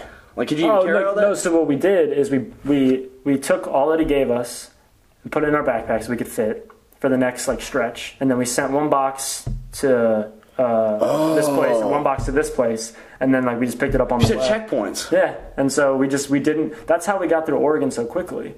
Because we didn't have to go into any towns. In Oregon, we went into Ashland, and then like we walked through Crater Lake, and then we walked through Elk Lake Resort. It's like a mile off trail, and then the next one's Big Lake Youth Camp, which is like 0.2 miles off trail. That makes sense. All the setbacks you're gonna have in the early stages, like you get more resourceful as the time goes on. So we knew what food we'd like. We knew how to send it to ourselves, and so we just shipped everything ahead. And so all we had to do was just walk every single day. We just couldn't take any days off. And because the first 2 days we hiked 12 miles. And we were trying to do, like, I think it's 500 miles in 14 days. And the first 2 of them we did 12. We're supposed to average 33 miles a day. So we ended up averaging like 39 miles a day over the next After that, 12. the first 2 of 12? Yeah. Oh, wow. And we even had another setback at Crater Lake. My shoes were supposed to be in Saturday night.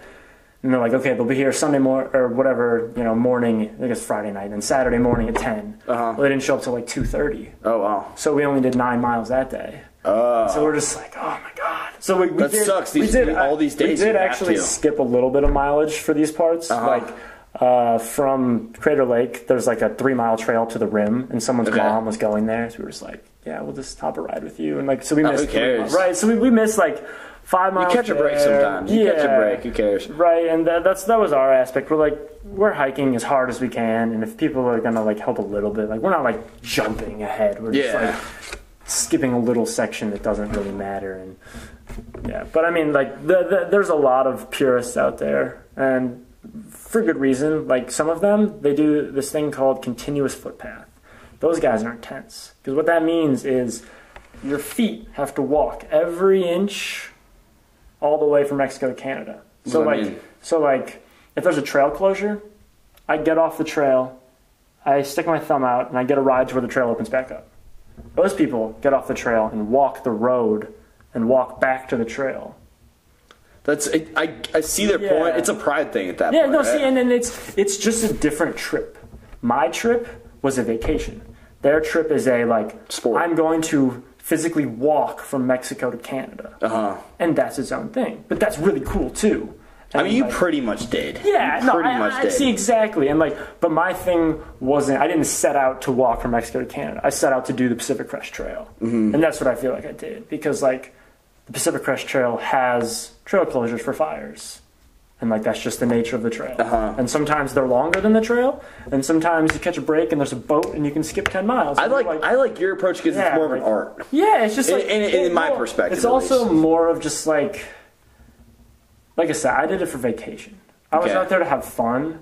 I wasn't out there to be intense. I wasn't out there to like prove anything at all.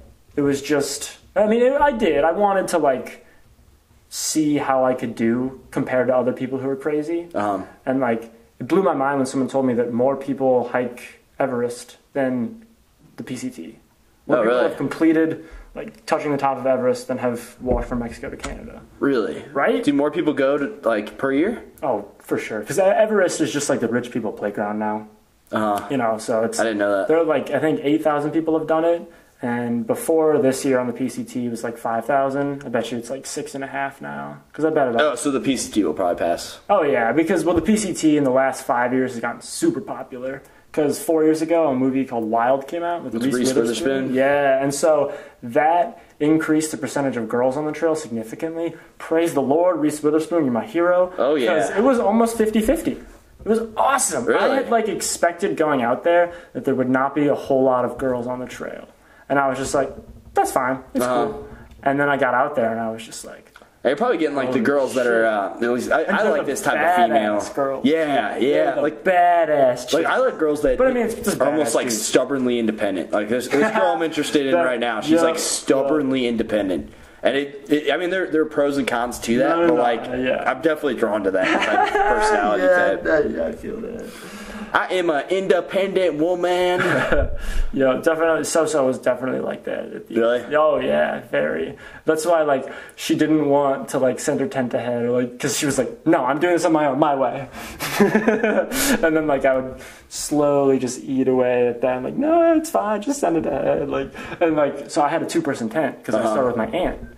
And I carried the 2-person tent the whole way because I'm not going to get a new tent. Like, it's expensive. And so I was just like, literally, I have a 2-person tent. Like, why do you carry a tent? This is stupid. She's just like, your tent's too small. And so one day I literally set up and I was like, we're both sleeping in this. Like, and then she got in and she was like, oh, wait, what? And then like the next day it was just like, all right, well. Fine. Well, that's kind of like not the tragic flaw, but like kind of like those girls that are like stubbornly independent. It's like their pride gets in the way sometimes. Yeah, but overall, it's a plus. It's definitely a positive. Definitely.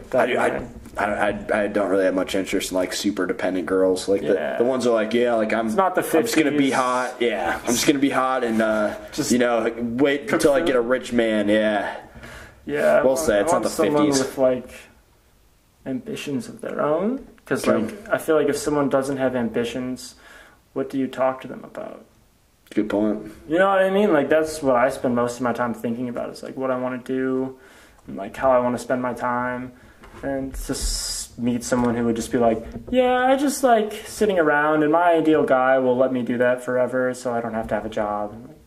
He's the provider, and I do what I want. Yeah, it's just weird. It's an antiquated way of living. Yeah, it's a weird concept. And how do you, as the guy, how do you stay interested? You know what I mean? Because you're just like, all right, so this girl's just gonna like basically mooch off me. Yeah. But I mean, I don't know. I think a lot of people were and are scared of being alone, really scared of being alone. Like that's like they shape their life in a way that prevents them from ever being alone because they do it occasionally and don't like it, and so they just live in fear of it, and so they think getting married will fix that. But my personal thought process when I like realized that like everyone else I'm afraid to be alone was, I guess I need to spend a lot more time being alone and figure this shit out so I'm stop being afraid of it. At least get comfortable with it. Yeah, and like for the first time I can comfortably say like I like myself as a person. Which is, what was your experience that you really hopped into that? What do you mean? Like that you forced yourself to be alone, or you the trail, like just hiking. Oh, really? Yeah, because like hiking, like at night and stuff, and like breaks, I was with people. But other than that, it's just you in the woods. It's like really. Independence, being alone. And I don't like hiking for the beautiful views or the fact that it keeps me in shape. Those are byproducts that are dope. Just awesome I like benefits. hiking because I'm just alone in my head for hours. True. That's like the big thing to me because it forces you to think about the things you don't wanna. Like the stuff that you're like, nah, I'll think about that tomorrow. Like that's front and center. And I realized that the best way to deal with it isn't to like try to push it out of the way. It's to just head on. Take it apart and just like, okay, well this is what I'm afraid of. Like I'm afraid of the dark. Okay, well why? Because I can't see things. Okay, but like just because I can't see things doesn't mean I can't feel them. Doesn't mean I can't hear them. So if something's there, I would still know. It's like, okay, well then maybe being afraid of the dark is silly. It's like, oh, that fear's completely irrational. Yeah, it's like it's just the lack of fun. And what a better time than being alone in the woods, in nature. Like there's something therapeutic about nature where you're thinking like with full mental clarity. What's better than I know that? What it is. What? Sound. Lack of sound? Or the sound of nature? It's the fact that in our society, quiet is relative. We don't actually experience quiet. Since I've been home, this is actually probably the quietest I've ever heard it since I've been home. It's always hectic. But like you hear the air conditioner, you hear the refrigerator, you hear the TV, you hear whatever it is, there's never quiet. There's the car engine, there's the music, there's stimulation everywhere. Everything, every sound, like cars are loud. Fun fact, we're not going to get hover cars because hover cars would just be so fucking loud. Oh, really? Think about a drone, how loud it is. Car 10 times louder. Yeah, good point. Yeah, anyway, basically the sound pollution is something I never even thought of. But it's just so overwhelming coming back. I mean, I'm better now. And the sounds you do hear out in nature are going to be just peaceful and serene. No. And especially for me as a natural resources major, when I go out in the woods and I hear, you know, the birds chirping or like a squirrel running, I'm like, oh, like he's like collecting nuts because it's fall and it's about to be cold. Oh, cute.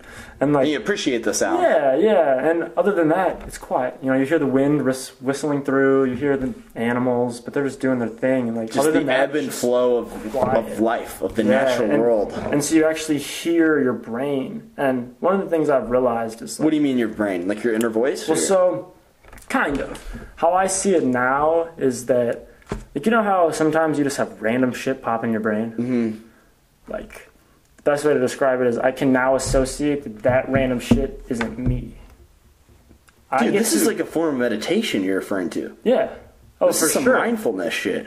Yeah, every day for 6 months. Holy wow. Yeah. I didn't realize that's the route you were like kind of implying. It wasn't like intentional. Like I had heard people say, like one guy called hiking basically just like mobile meditation. And like I used headphones sometimes. Like if I had a big hill and I really need to pump myself up. Absolutely. Sure, if I'm super exhausted. Put in some Eminem, like, lose yourself. Yeah, like other than that, so actually this is not the whole trail. The first half was... Well, the first half I didn't always have my phone. Can you ever continue? But I'm going to take a piss with the door open. Is that for cool? sure. Cool. But I lost my phone. So after I lost my phone, I realized how much I just didn't need it. I love that feeling. Yeah. I love that feeling. Oh, it was so nice. Oh, it was so nice. Get some water. That lack of dependence on technology. Yeah, no, dude, so nice. Oh, God. There was one group of people that I didn't get on the trail. Like, I just don't understand it. And it was the people that went home because they got bored. That's dumb. You have a goal. What do you think about in your head all day? Like, I just get so bored just walking. And I was just like, we are very different. We are very different. Because all day in my head, just random shit. And I'm just like sorting through it. But like I said, back to that, like I realized I'm not that like random barrage of shit. It was just so nice to be like, super weird thought. Like, okay, that's it. And you just disattach with that thought. And like, you just get really good at not taking things personally. Like one of the things I really love about Joe Rogan is that he doesn't attach himself with ideas. It's like, this is an idea. This is an idea that I think is cool. What do you think? That's how a discussion should be. It shouldn't be, this is my idea, and if you think it's wrong, you hate me, so fuck you. And that's how a lot of discussion happens. It's a lot of politics, a lot of and so I've been ego-based discussion. Exactly. It's about the person. They're like, politics attack the people. They don't attack the ideas. And I just think it's weird that I'm able to figure out the fact that I can dissociate myself from those crazy ideas that, sure, they're in my head, but like they don't control me. Like that's like saying that a gun shoots people. Like sure, the people got shot with a gun, but someone was behind there pulling the trigger. Like my thoughts are just going. Maybe they're me, but I get to choose. Which is dude, this really is like weird, such a breakthrough because I literally am reading a book about this right now. Yeah. It's have you ever heard of like Eckhart Tolle? I don't know how to pronounce his last name. Sounds familiar. Like he wrote 2 books. One I've read called The Power of Now. I don't know if you've heard of it or anything. I think so. I think I actually Googled him the other day. And the other one that I'm currently reading is A New Earth. New Earth. And pretty much what he's saying is that you are not your thoughts. You're not your emotions. Yeah. You're not your ideas. Well, like that's just how evolution shaped us to be the most successful at passing our genes on. Exactly. And that's exactly. It. Like humans are a product of millions of years of successful individuals, whether or not they're monkeys, humans, humanoids, whatever. But the most successful individuals in the world over the last 2 million years yielded us. Whether or not we acknowledge that, that's huge. Like we are a huge success story. Like language is a thing. No one freaks out about that because we talk every day. But like no other animal came up with that. Yeah. We're just an animal. And I feel like a lot of people don't like when people say that because we're special and we're created different. But the truth is, we came from trees and we just so happened to be, I guess, better at killing, better at surviving, better at eating, better at whatever. Better at adapting. And that is a huge part, yes. Adaptation is huge. And the flexibility of the human to live in so many different climates is crazy. But, yeah, it's just like we slowly became who we are. We didn't just get plopped down here as these intelligent, rational beings. We're a product of millions and millions of years of evolution. Which it goes to say, like, that's not what, like, our thoughts are so limiting, like, as far as they've taken us. They're keeping us alive, that's it. And as far as they've taken us, like, innovation-wise and progress and all of that, like, our thoughts are so limiting. The language in itself, like you were saying, is so limiting to what we truly are and our essential essence, our essential, like, being. And that's like, well, like, what you're saying right now, like, he is a big part of what he preaches with being identified with form, being identified with your ego, with who you are. He probably likes Buddha. Yeah, he references the Buddha, he references Christ. He's not necessarily like one religion, but so the Buddha had these, I think they call them Dharma talks. Okay. Which is kind of like canon in Christian faith. It's like, like the rules, like this is things that shouldn't change. Okay. And what Buddha's like dogmatic truths. Kinda, yeah. And so Dharma that I really focused on when I read when I read things about Buddha, not everything. Ridiculous claim. I found really interesting that he basically said, "You are not you," and then kind of had that like, "Now prove me wrong." And then so guys would come and be like, "Well, I'm my body. I am this. This is my physical being." Like, look at me. It's real. Yeah. It is real. And his thing is like, well, okay, if you are fully in charge of you, you can make yourself do whatever you want, right? It's like, yeah. All right, well, make your arm into a foot. You don't really have control of your body. You are not your body. Like, if your body was gone and your mind was in a computer, I mean, he didn't say this, obviously, because no computers. But, like, if you're just your mind, you wouldn't be you. But you're not just your body. You're also your mind. But then in your mind, you're not just your mind, because all these crazy thoughts are in your head that aren't yours. But then, if you're not your thoughts or your body, like, are you the soul? Well, like, what is a soul? And so basically he just argues that you're not your conscious, you're not your brain, you're not your body, you're just kind of an observer who, like, is trying to figure out what the fuck's going on. That is having these experiences of thought. Yeah, and you're having these thoughts and emotions, which are byproducts of a previously necessary system that we needed to survive. Like hormones, chemicals, all those things are just ways our body would tell our mind, hey, I need this. Hey, this is going on. When you're cold, who cares? It hurts because your body's like, hey, if you don't do something, your fingers are going to fall off.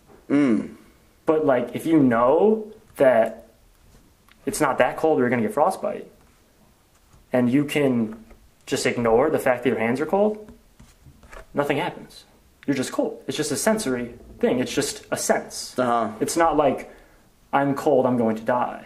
It's just your body saying, hey, I'm cold. That's it. That's all it is. But that's like so for me, I was cold a lot. So what? And like a lot of people don't think like that. I've realized.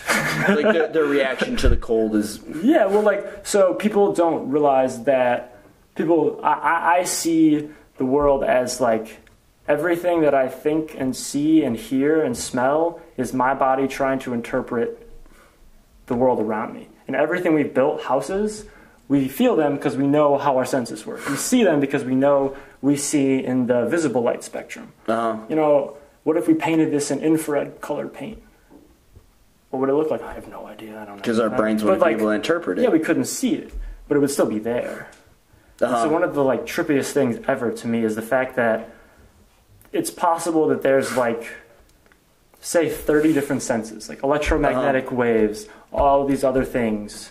Or even, I'll add another element, infinite. What if they're infinite? Yeah. And we are just the most successful form of life at surviving, and we also happen to sense these 5 things. By our own standards, too. Exactly. What is success? Who knows? But it would be well, success.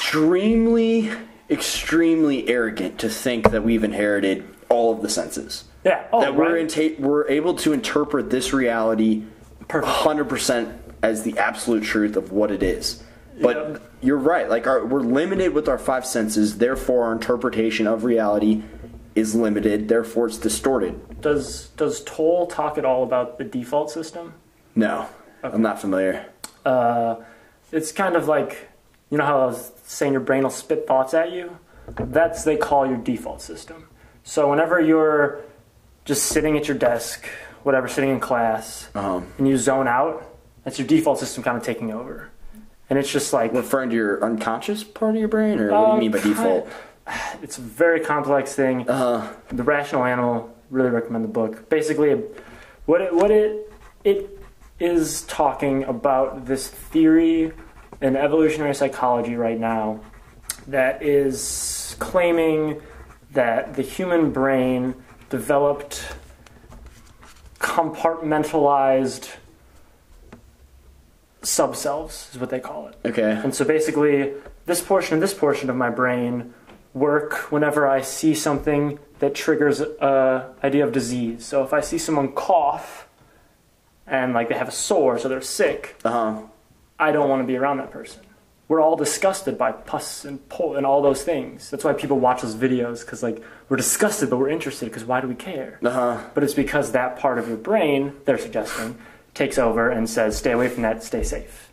Then they're also saying that there's a part of your brain that's a mate attracting. So it's like, this is the part of you that goes out and shows off when you see a hot girl, because you're like, yeah, fuck you, I'm the man. And there's a different part of you called, mate retention. So that's I have this girlfriend, now I need to, like, keep attention to her needs and keep... Sustainable. So keep it going. And then there's a sub-self they think of kin care. And it's basically like, when you're around your family, when you're in your home, like, this is your, like, loving, like, you're giving more than you're taking.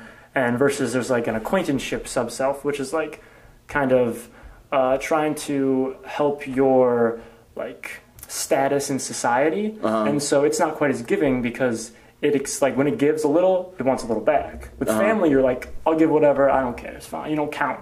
And, they've done studies showing that people with family don't count money. People with friends count money. Or like if their friend is considered family to them, they don't count the money. It's just like, you got me, I got you, it's fine.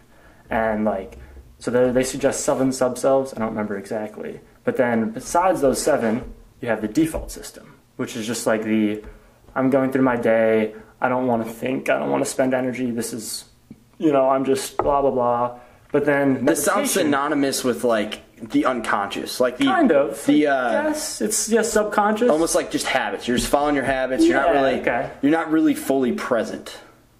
Yes, very true. You're not present. Because that's what Toll does talk about that. Okay. He refers to that as you want to overcome that side of yourself. Okay. Yes, exactly. To become more present, more aware, more conscious. Like these are all synonymous with each other. So the book I read, Why Buddhism is True, it came at it from a little bit different aspect. It came at it as like, it's really hard to explain, but the theory is called the theory of nothingness. Okay. And it's basically that we really live in a plane of existence where nothing's going on. But our brain just kind of, this is, you gotta edit this out if this sounds too crazy, because it sounds really esoteric, but I like it. Yeah, it's like our brain creates everything. Like, that desk is a desk because it's a desk. But really, like, what's there is arbitrary, and like a different being may not even see anything or feel anything because it exists in a different field of senses that we don't understand. And like, so like, sure, gravity is very real to us, but like to some other being gravity may just be like light. They see it, but it doesn't affect them. Well, I mean, relatively. And it's just insane. Are there any parallels with this theory? Is this theoretical speaking, or? Yeah, it's like, I'm doing a terrible job of explaining. It's been like a year since I read the book. But basically, that's my connection to it. But they don't talk about that. But they talk about quieting the default system through meditation. Okay. And basically, there are people who... with the end goal of heightening awareness? Well, with the end goal of turning off the default system. Okay. So basically, they'll put Unconscious, people in an habitual MRI, thinking. and they'll be like, all right, do nothing. And that's what their brain does. It does a lot, though. There's a lot going on while they're doing nothing. This guy, who's meditating... Do nothing referring to focus on the breath and meditate? Well, no, I think I don't know the studies very well. Okay. But they basically tell them the same thing, and one guy who meditated a shit ton, they just detected nothing in his brain. Like, there was nothing going on. I mean, I'm sure there's like the background, whatever, like, little, but like other people had their brain actively working, and he's able to just like, no, I'm very focused on this. I'm focused on the moment. All I'm thinking about is the moment. And like, it takes years of practice, years. But the idea is that you can basically just live in the moment. Always. Like, and that's exactly what Eckhart Tolle preaches. It's not even meditation at this point. It's pure awareness. It's just your life is meditation. Like monks, but they basically eventually of this sect, they basically want to achieve a state of always meditating, always focusing on the breath. This is referring to like nirvana or enlightenment, right? So that's the enlightenment is disassociating everything. So it's like, including the self. I'm not myself. That's where that. See, in the West, this is so like abstract. This makes no sense in the West. I know, yes. and that's why it's so hard for me, because I'm still very new. But like, to people in the East, they grew up with this. This is just like, yeah, of course.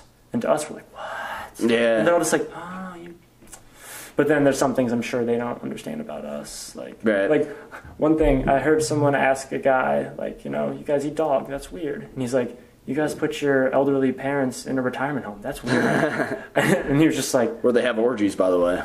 Yeah, I've heard... They have orgies like in that Florida, place. The rates of STDs on those like compounds is insane. Really? Yeah, like with its old people, just getting STDs like crazy. No way. So you think when you get that old, you just don't have the sex drive anymore. I guess that's wrong. No. That's why, that's... I have a problem with society and how we try to suppress sexual desires and make them seem evil. Because everyone on the planet has sexual desires a lot. It is ridiculous. And we like to pretend that that is not the case. And that concept to me is like, well, if we're all doing it, why not just like embrace it? Everyone's like, no, I don't do that. No, I don't do that. That's crazy. Well, it's suppressing those people on their natural like desires, on what they're inevitably going to desire, and shame them for that. That creates insecurity. Therefore, you're going to be able to manipulate those people easier. I mean, this is like thinking from a point of view that's very like conspiracy minded, but like still like. I don't. It makes a lot of sense, and I don't understand why our culture does that neither. Yeah, there's a lot of weird things that I've had just a lot of time to just like chew on. Do you think they're like? Do you think they tend to do that with, typically speaking, with like women more than men? Or, I do think because men don't seem to be shamed that much for their sex drive. Like, I don't want to say they're not allowed to like enjoy sex, but like culturally speaking, it's not as okay for a woman to just be like, I like sex. They have to be more indirect about it. Taboo. More indirect. Yeah, I think that's changing. But like, if you hear a girl say, I like sex, you're just like, oh, what the hell? But if you hear a dude, you're just like, yeah, of course. And that whole concept is weird. I have noticed that I'm a little bit less judgmental than like a lot of my friends would be. Like some of my friends, they hear that and they're like, that's disgusting. Like they're like immediately so turned off, so turned away by that individual. Because like we have this bullshit ideal version of like what a girl is supposed to be, and it's like that whole like girls don't poop. Right. Oh, you can lie to yourself, but like no, they like sex, they will have to poop, and that's just like we're humans. But I do understand it from an evolutionary perspective, because men, for us, if we had sex with a bunch of girls, we were doing really good because our genes went to them and our DNA got put into the next generation a lot. If a woman goes and has sex with a bunch of men, one, she's still going to only have one baby, and two, the one dude who's the father isn't probably going to be as helpful raising that child if he's not the only one she's been sleeping with. So he doesn't know for sure that's his kid. So he's not going to spend the energy helping her, so she's going to be worse off. So it literally, in an energy perspective, she's going to have less energy to raise this baby. And so that baby is going to be more susceptible. Less energy, referring to like the lack of the... She only has a whole less person than a monogamous relationship. If she's by herself, she only has her time, her energy. She doesn't have a husband who has time and energy to spend on that. Absolutely. Thing. And so there's the element of vulnerability as well. Yeah, and like if you as a woman don't have someone to help you, what do you do? Like as a dude, you can just walk away and you're good and clean. But as a woman, you can't just leave a baby. Like there's just it's weird. And humans evolved. We didn't really care. It was just like everyone was trying to survive. And so the women who were more selective and picked the good men, they had more energy, theirs and their husbands, to put into the baby, so it was more successful. Versus a woman whose husband left, she doesn't have as much energy, the kid doesn't get as successful, the kid doesn't mate as much, the kid doesn't reproduce. So women who like sex and have sex with a lot of partners wouldn't have as many viable offspring. Men that like sex and have a lot of sexual partners have more offspring. So it's all it's a numbers game. It's a numbers DNA thing. It's like quantity for men is more valued, and for women it's quality. Exactly. Which like there's an element of both. In both, but so it totally typically speaking, makes sense that culturally it would be accepted for men to sleep with a lot of women and women to sleep with really attractive men. That's what we should want. But it's just weird that like I see it that way, but most people just don't even see it. They don't even like think about it. They're just like, oh, women don't like sex.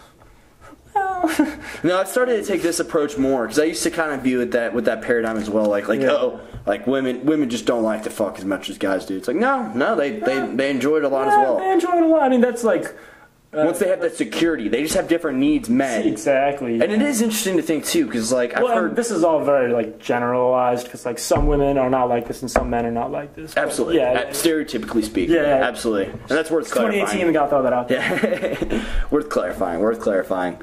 Yeah, that's funny. It's a funny thing too. Like women are they're kind of like the gatekeepers of nature. Like they're like the most natural thing. They make all the people. Yeah, because they get to choose. They're going to get to choose because like tons of men are going to be throwing themselves at them. Let's exactly. And like and they know what their intentions are. They have something that they want. Yep. So they're going to be more selective. So ultimately, women get to do more of like the choice. So that's why if we weren't choosy, we'd be way worse off. Oh yeah, absolutely. And then also like if you want to add the element of like social status or like hierarchies, right? Yeah. So like men, typically speaking, men tend to arrange themselves in hierarchies, whether you want to call that like a dominance hierarchy, whether you want to call that a social hierarchy. And I think college is very dominance and social hierarchy, but once you enter like the real world per se, then it becomes more of a competence hierarchy, which is what men are rewarded with, meaning like women, like sexual partners and women or whatever. Then they're more of the they're able to supply and they're able to provide a lot more. So they're typically more attractive to the women because they fulfill the resources and that provider role. And so where was I going with that? So men typically will arrange themselves in the competence hierarchy, and then from there the women will choose from that. Yeah, makes sense. Versus I had an original point going off of that. I don't remember what it was exactly, but it's alright. Yeah, but but it makes sense that they're going to be the gatekeepers of that. Yeah, they literally choose everything. So going off of that, but like men are going to. This incentivizes men to push themselves more than they previously would have because that sexual desire and that sexual selection is going to push men to be like, okay, like I want this thing. I want sex with attractive women. Okay, So how can I get that? It might this might be motivating millions of men across the country to show up to work 40 hours a week because they're like, okay, this is my role in society. I have to be the provider. Yeah. Therefore, I'm more attractive to women. Therefore, I get a wider selection of female sexual partners that I can choose from. Hold on, Greg, you're gonna come to the podcast. Is it still going on? Yeah. Are you in it right now? Yeah. We're in the middle of it. Oh, okay. All right. Sorry. Very cool. Okay. Yeah. But that makes sense, right? So since women get to be the choosers, the men, they're like, okay, I gotta heighten my you gotta work social harder. standing. And I see that's the thing. Like, men are driven by sex, and I don't think that's a bad thing. I think that's a motivator. There's tons of motivators out there, and like presenting yourself to a woman, like that's just a natural part of life. And so working to do that is natural. And yet, for some reason, no one admits like, oh yeah, I just do this for sex. Like, no one will ever say that. So my question for a lot of people, it probably is the only motivation. But like, it's totally taboo. It's like you shouldn't want to do things just for that. It's like, well, why? Why not? Like, well, fuck you. Don't tell me what I like. Well, maybe there's the element of love on top of sex. Well, for me, it's not like that at all. I am not like that. I don't work for sex. I actually, like, when I was younger, purposely decided I wanted to do a career that did something for the world instead of making money, because I wanted to find a girl who cared about the world, not providing. Okay, absolutely. But like, there still are people like that, and we shouldn't ignore that fact and try to just pretend. And there's a lot of value in that as well. And I don't like the fact that we like to hide. Like, censorship to me is silly. I get it for like super small kids. Sure, you want to show them kids shows instead of Die Hard, but like, the world's real, and it's gonna be out there and real, whether or not you pay attention to it and whether or not you actually hear about it. Like, why try to hide, shelter people? Like, I don't know. But that's coming from a person who grew up in a sheltered household and it like hit the real world in college and was just like, what the fuck? Well, going back to what we were saying before, so it's not necessarily even sex that motivates, but like just the idea of having a better woman. So like how much is that? So the fact that that females are more selective, because if you look at female chimps, they're not selective. They'll have sex with like the subordinate males. They'll have sex with like the alpha males. And typically speaking, like the subordinates are run away by the alpha males, like scared off. But like the women will say yes to every single male, versus like human women are a lot more selective. So how much has, my question is, how much has, and I don't think we'll ever be able to answer this except like speculation, but how much has the proclivity and biological, innate biological choice of women to choose their mate push the innovation and progress of humanity? That's a really good question. And only thing I know anything regarding this is that for a little bit there was this period where human brain size started growing a lot, and they speculate that during that time a very few number of men were like having a disproportionately large portion of the human babies. So like 3 dudes would have 50% of the babies in this group of people. Wow. Because those 3 dudes were really smart. You know, they were using rocks with sticks tied to them as hammers. So they had the resources. So they were figuring it out, and other people weren't. And so during that period, probably like you said, a lot of the guys were pushed, and the ones who were lazy and lackadaisical probably just died off. Like my favorite, like, just weird thing to think about is that, so we have endocannabinoid receptors in our brain. Okay. So we are designed to have lots of dopamine and like all that shenanigans and extra. Basically, when you smoke weed, it makes your dopamine levels go up. Okay. That's it. That's what the feeling of high is. It's like those dopamine levels and some other receptors, I'm sure, but I don't know all of that. Basically, there could have been humans that had those accelerated levels of dopamine and basically were what we would consider high, but that's just how they were. But they died out because they weren't motivated to go do shit. Oh, so really? Like, think about it. Like, Wait, so you're saying all they had it is a natural, innate, like, biological makeup that had more of these? Oh, no, I'm saying this is possible. It's possible that way back in our evolutionary history, there's a dead end that could have been a human that instead died out because he was just chilling with way more dopamine than everyone else, and he's like, I'm happy, I'm fine. So therefore, the biological makeup of the mind with less dopamine was therefore rewarded by sexual selection to pass on their genes. Because they actually, like, got food, whereas the other dude was, like, not paying attention. You know, like basically he would have been a mutated one, and everyone was like, fucking Terry over there is just always sitting eating the grass. Like, doesn't do shit, Terry. And he's like, hey, guys. Hey. And then he died, sadly. But, you know, like, that's tons and tons of human prototypes, I like to think about them, die off before they ever even get a chance. And, like, so I like to think about the things that we're not. Like, what we are is a dude or a man or a woman who walks on two legs with two arms. But, like, I bet you there was somebody, like, born with a third arm. Didn't survive, wasn't efficient. Like, the idea of a 6-arm alien to me now just seems silly, because it's like, nah, I feel like we kind of want to work that out. Like, they'd have to have humongous brains. Like, think about it, we have pretty... See, this is what relative is what always kills me, because, like, we have pretty big brains compared to our planet. On a different planet, a huge brain might not be that big of a deal. So maybe 6 arms is possible. Yeah. We're limited. Sick. We are. Maybe compared to artificial intelligence, you're right. It's all relative. See, AI. That's why we can't get too worked up on how fucking smart we are. We just got to keep progressing. See, I think doing things is 10 times more important than knowing things, because what you learn from doing things is way more applicable than what you learn from learning things. Like, when you're in school and you're learning, you learn that material.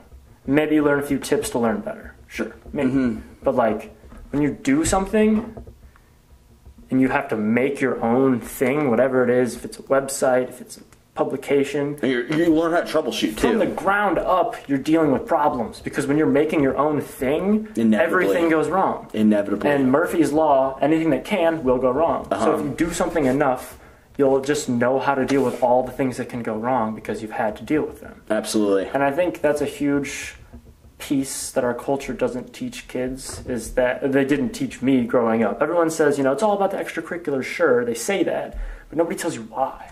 Nobody says it's because they want doers. They don't just want someone who can memorize a bunch of bullshit, spit it out on a test, and then be done and move on. Like, that's not what any company wants. Typically speaking, too, I feel like doers are more thinkers versus, like, not like. Well, because whenever you're doing something, you have to stop and think a lot. Because you're, like, trying to build something. You're like, well, what's the best way? Troubleshoot. Yeah, Problem and then solve. you're like, okay, this didn't work. Let's try the new thing. Like, Edison's famous quote, I didn't invent the light bulb, just 1,000 ways not to do it. Absolutely. Absolutely. It's lame, but, like, it's true. Like, I don't like Edison for other reasons. He fucked over Nikola Tesla. See, Fuck that guy. But to be fair, he had more rounded skills, which is actually, I think, after a lot of reflection on this, the single most important thing going forward in our society is to be rounded. Because how we are right now, I'll get there, I got you. Okay, absolutely. So, like, how we are, as I see the education system, is you've got your blue collar, hard workers, and you've got, like referring to the people that don't get college degrees? Well, not necessarily. Like, people also in, like, plumbing and, like, trade school. And, like, there's literally a shortage of plumbers right now. I don't know if you know that. Like, they're literally trying to encourage people to go to tech school to become plumbers because they're necessary. And they make a decent living. And, like, you make good money doing a good job. You don't have to spend 4 years. Like, anyway, that's a whole other argument. Right. But and then you've got, like, the kids who kind of go and get the general degrees and then just go and see what they can do, because you need a piece of paper these days. That's it. Nobody cares what your degree's in. They care about what skills you have and what you can do for them. And if you can do what they want, they'll hire you, no matter what your degree is in. And then there's, like, this other weird field of, like, arts and sciences. And those are, like, the kind of people whose brains didn't really, like, fit in. They weren't always good in school, Like, a lot of people in arts are really bad at standardized testing, for example. But, like, they're really good at trying weird things and just like abstract concepts Yeah, that like- might work. Exactly, and also Out of the box and thinking, creative thinking. Then as you go through school like that, you become forced to face your problems and realize that it's fine. Everyone struggles. Like Picasso lived his life really poor. No, damn it, Van Gogh. Okay, Van Gogh lived his life really poor. Like, nobody knew who he was. His brother tried to sell all of his paintings and like gave him some money, but the dude was just poor as hell, depressed as hell, painting all this shit. And then like in the last year of his life, his paintings started blowing up. Got rich and famous the last year of his life? He didn't get rich and famous yet. All of his paintings that are now invaluable, like priceless, he didn't see very much of that money at all. Like he died poor. Wow. Yeah, but I never knew that. He painted everything over and over. Like, if you look, I found a collection of his stuff. I was in art appreciation. I actually liked it. And it's just like a bowl in this way, a bowl in this direction, a bowl this way, shaded this way, colored this way. Like, he would just over and over and over and over and over and over and different over. perspectives of just the same bowl? Sometimes the same perspective, the same shot, but like shaded differently, color it differently, the lighting different. Did it a lot though, so he got really good at it. Okay. And it's that like doing mentality, and then not only doing, but then critiquing. Like, okay, why did this work? Why is this good? Why is this not good? Take that step back. Understanding the patterns that go into like what's good and what's not. And sometimes it's probably a very subconscious thing. And then you kind of specialize. Like, I do this a lot, so I'm really good at this. And so we're getting to this like part of civilization where I can be really, really smart when it comes to something like, for example, from my life, streams. I could be a genius when it comes to streams, do all the models, run the samples, know how to do everything. Very specialized knowledge. Yeah, and I could make money. And then when it comes to finances, I could know zero things. I could pay someone to do it, or I just get screwed. You don't. So is that what you mean when you said rounded? Yeah, more like well-rounded? You can't, like, people I feel like are going to start specializing highly in things. Oh, absolutely. And like that's what graduate school is. It's like where you start specializing. And it's where you really start like moving forward with what you're learning. But I think a lot of people aren't going to also spend their free time learning. And I think that's a huge, huge problem. Because if you don't have hobbies to do on the side, like something that interests you, that you can learn, you can grow while doing, sure, you may be doing great at work, but like, you're not going to be happy. Where's the meaning? Yeah, I don't think Where's the there purpose? is happiness without struggle. I think that's... Why is Gregg? Whatever. We'll figure it out. Like, one of the other things I realized on the trail is that like there is no happiness without struggle. Because I think a lot of people assume my 6 months, like it was awesome every day. And that's not at all the case. And no matter what you're doing, you're going to do it a lot. Like, what if marketing, sales, over and over and over. And you can either be one of the people who just does it, or you can be one of the people who does it and then sits down at the end of the day. What went right? What went wrong? Why did I do this instead of this? And get better and improve. And that's where I really see like the difference between like the general population and other people. It's like those are the people who are taking time to do nothing, but like reflecting. Like we consider that like I don't know if they went on like a service trip. No, I've never been. Okay, we did one, and basically it's called Thorns and Roses. Okay. So it's like thorn, something bad that happened. A rose, something good that happened. And a bud, something to build on for the next day. So it's like 3 different categories. Yeah, and it's like everyone goes around and says one thing. And like, it's just kind of like, it's silly. It seems stupid. But it really is like super meaningful to sit down and just think about things. I think that's where a lot, like, that's something I consider myself to be pretty proficient at. It's good. The reflecting. Yeah. Reflecting, and it's taken me so much further than I would have been if I didn't take the time to do so. Yeah, and for me, the realization was, like, taking time to organize my thoughts and organize things is worth it in the long run. Because, like, you learn more from the small things as you're thinking about them than you would just let it go, forget about it. Because, you're analyzing on your actions and you're carrying forward in the future. Yeah. What's up, Greg? You want to join? Hey, Dad. The camera's dead, by the way. That's fine. It's dead as shit. We still got the voice recorder. Yeah. Want to hop in? Hello. 2 hours in, baby. How you doing? This is Gregg Wegener. Do it. He is a personal friend of Jordan and I. Think we go back to what, like 3-4 years old? Yeah, something like that. Presbyterian preschool, baby. Way back. You two are like two of the only people I remember from that place too. Yeah. I remember like the Pashuses and. Oh, dude, I'm pretty sure maybe 5 or 6. I think I broke one of the Pashos' arm there. For real. Wait, back in preschool? Like we were playing and we had those, like yellow like things that like slide. I think I like pushed one at him and he like tried to step on it and slid and like broke his arm. Oh shit! Wow. Totally my fault, but I feel terrible. So. I know Ben Phillips went there. Yeah, Anna too. Fitz. Luke Johnson, and then we had Justin Alviser, big one. Oh, absolutely. The squad. Forgot about that. Dude, yeah, we still. I see Patrick down at school a lot. Yeah. Yeah. Patrick. Officer. Oh, really? Oh, Yeah. because of Mo State. Heck yeah. Mm-hmm. That's cool. I actually saw his sister on Tinder the other day, and I was like, because I just got Tinder like a week ago or something like that. Oh, dude, I downloaded Tinder for like a week sophomore year and just couldn't do it.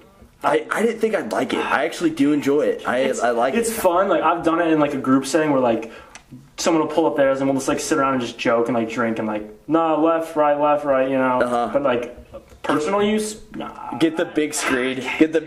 Like almost like the frat thing. Yeah, exactly. That's funny, sure. Like it's a joke, but I don't know. I don't Left. I don't like the whole like. I don't know. Tinder just weirds me out because there's one point. It's sex. That's why that app exists. I don't know. I think that's my objective. I don't know what my objective with it is yet. And so like to me that's weird because like sex. I've hooked up with girls that I just met at a party and like sure I did that. I was in a fraternity house, like, whatever. But no, I just have no interest in that at all. I don't know if I'm the same thing. I don't know if this is like a state of maturity or what it is. I hope so. Because like even girls that are like 19 now, like because I like younger girls. I like younger girls. I like girls that are like a few years younger. So like I'm the opposite. Really? So I was 23. Okay. I definitely have a crush on older girls for sure. Why is that? Like mentally? I think it's because like I like girls that are not to say necessarily smarter, but like as smart as me. Okay. That like can make me feel like they're smarter than me. Like in something, like they'll say something, I'm like, shit, you're smart as fuck. All right, hell yeah. You smart as fuck. Yeah, like I like that. I like mature I'm also 19-year-olds. kind of I will say that. I'll clarify that. I'm kind of a nerd, so like it'd be weird if I wasn't like dating a nerd. You know what I mean? True. So I'm gonna go to the bathroom real quick. Greg, you want to fill in for me for a second? Hop in there, playa. Wait, are you guys going somewhere at 8? Are you guys both going there? Going where? He said he'd be somewhere at 8.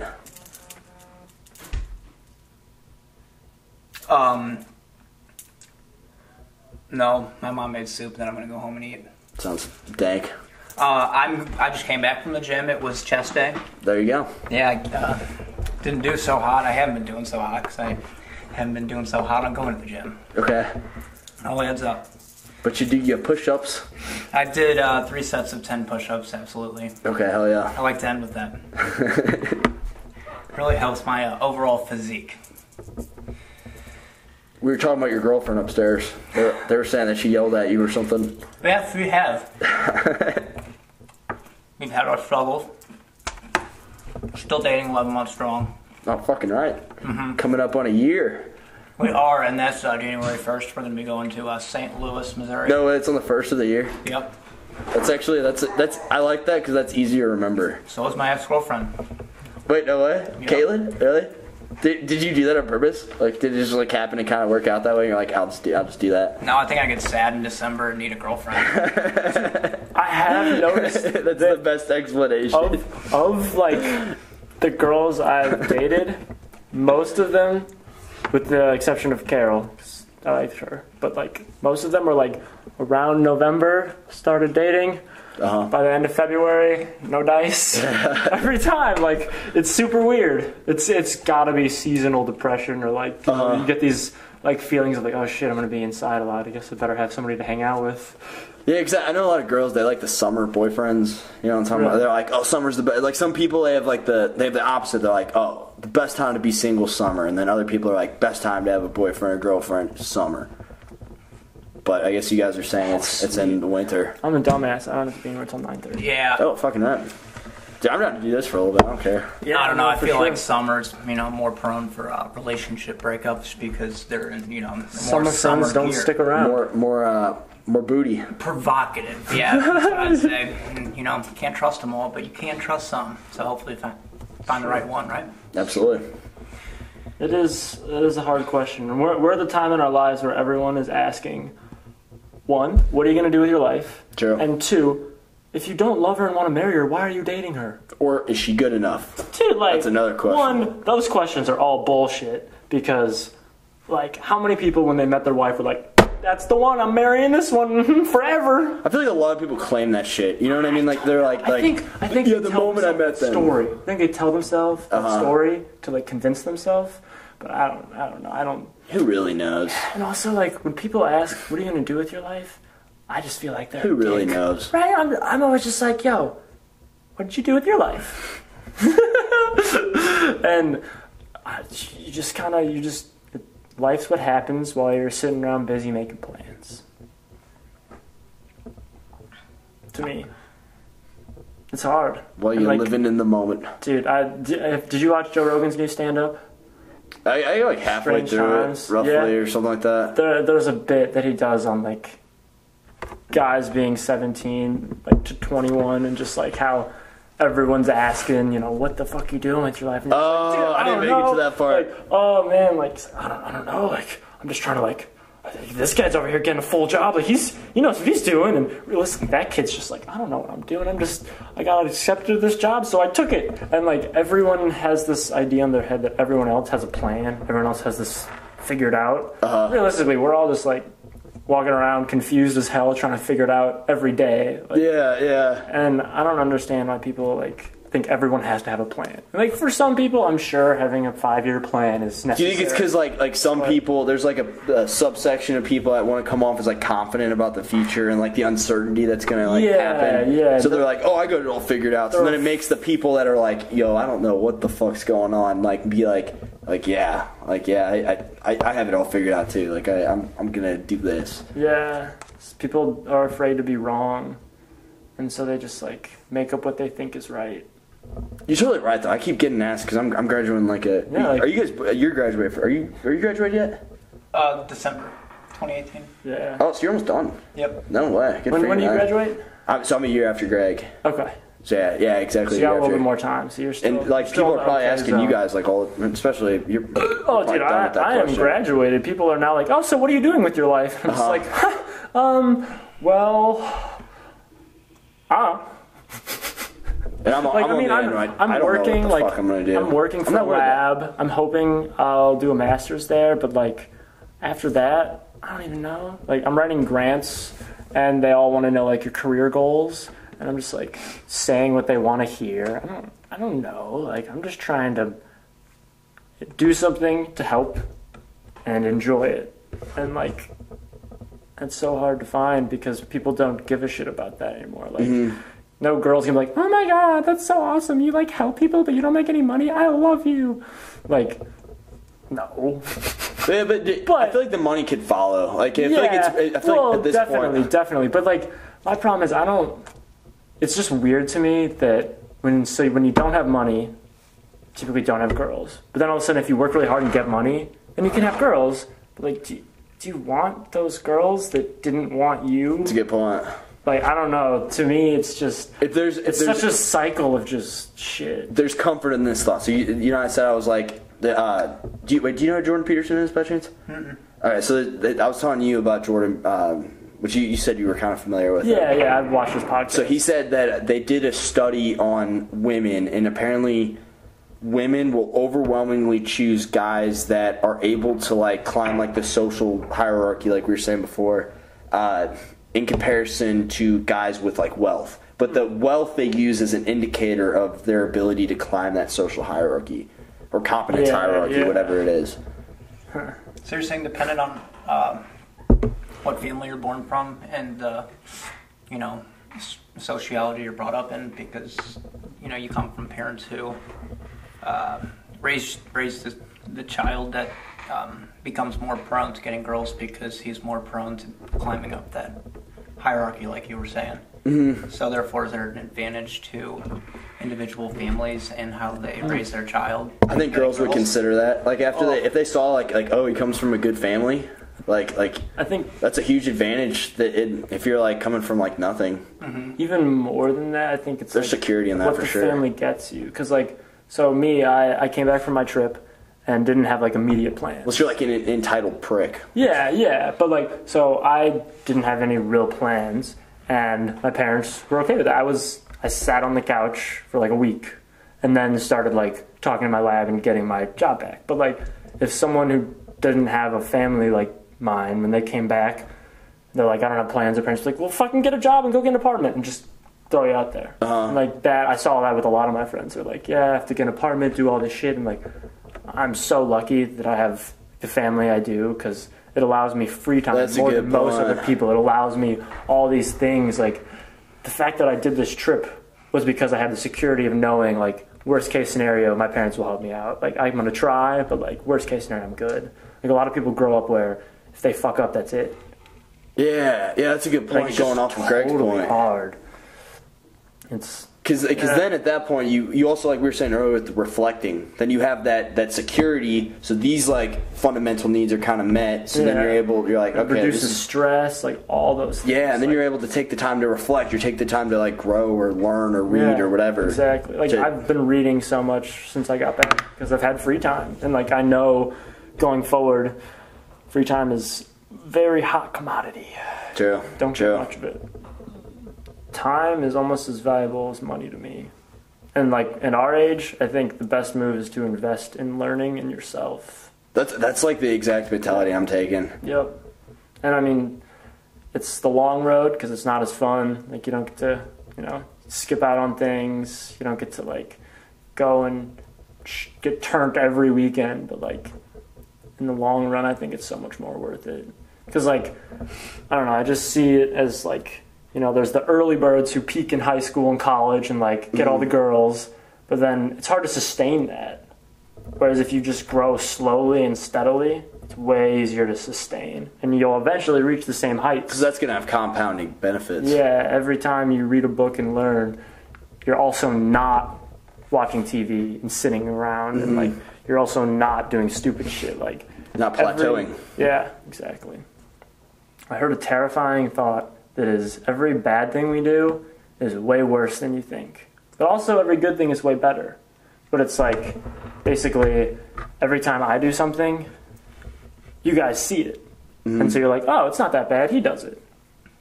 If I don't do something, you also see it and say, oh, it's that bad, he doesn't do it.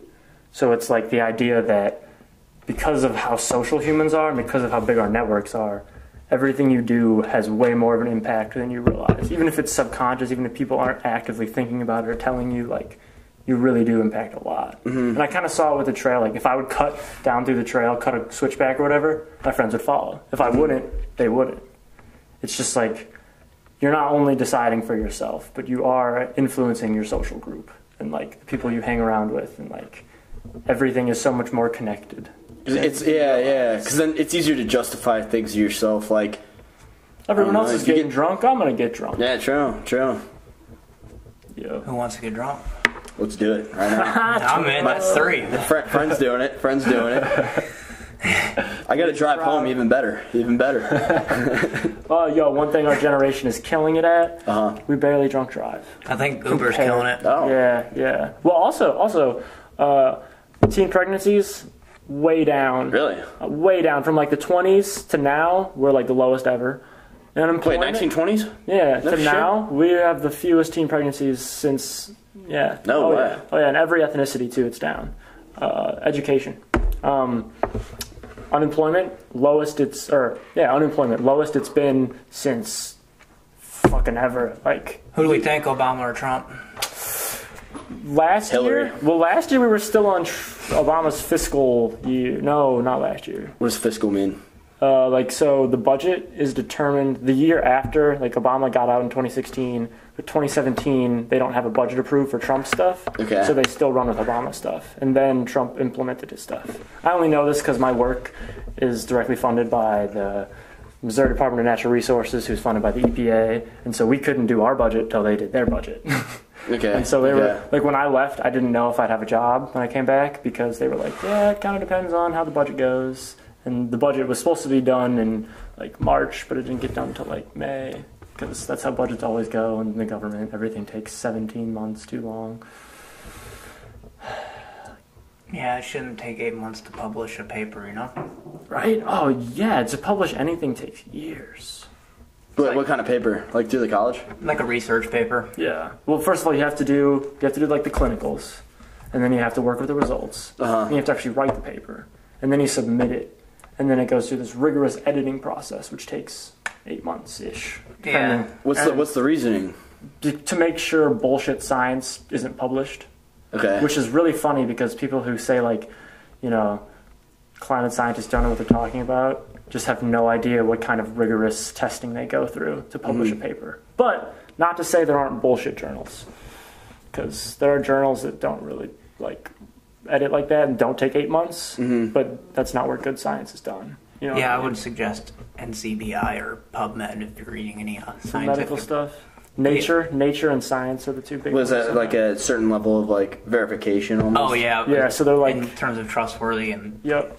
NCBI like requires only facts. Like everything is sentences. Dude, this is the crazy thing. So science writing, it's not writing like you think about it and I think about it. It's writing as in you are trying to get a certain set of facts across as quickly and efficiently as possible. Okay. So basically, you're taking a blank paper, and in that paper, as quickly as you can, and with as few words as you can, you're trying to describe exactly what you did, so someone can replicate it, exactly what you found, so people can question it, exactly how you did all that, and exactly what that means. Oh my God. In as short of sentences as possible. So basically, how science papers read is, this because of this, this because of this, this because of this, and that's the intro. Everything needs an explanation. So this is all the data I've just given you, so you know all this.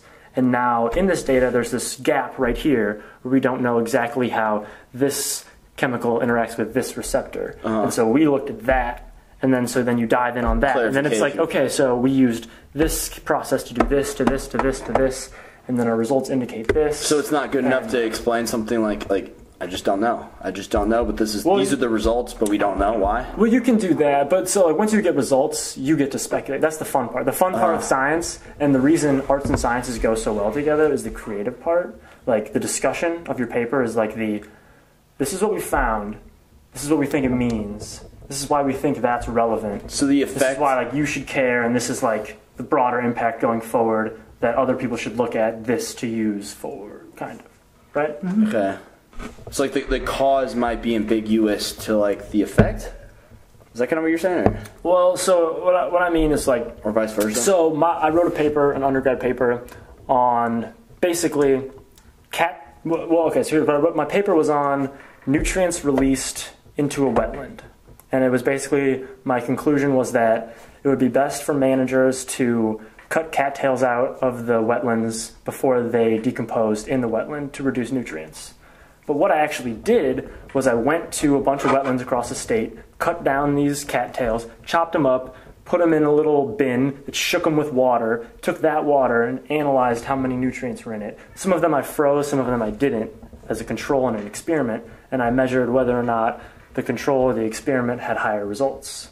Okay. And so based on the fact that I found a shit ton of nutrients in both the frozen and non-frozen, it was, basically these results indicate, but like you really don't talk much about what you did, like at all. You don't you explain it so that someone going back trying to replicate it could do it. Okay. But that's as far as you go. Other than that, you're strictly saying like. They don't want you to over-explain? Yeah, well, it's more like all you do is say, this is where I went, this is why I went there, and why I didn't go there. This is the setting here, this is the setting I ran the samples in, this is what I found. That's all they care about. What you did, how you did it, what you found. And then from there, you get to take what you found and then extrapolate that to your field of science and say why it's relevant and say why people should care and what it indicates in the future and why people should fund you. Because science is all about funding. Like the eternal struggle of scientists is, I have all these cool questions. So there's an element of persuasion as well. Holy shit. Packaging and marketing, which comes back to my well-rounded argument of you need all the skills these days because everyone is their own salesman. Everyone is their own But also be able entrepreneur. to specialize as well.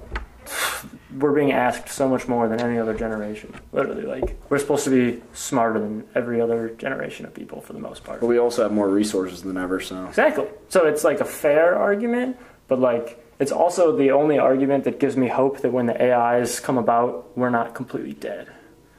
Because, I mean, AI is a thing that's going to happen.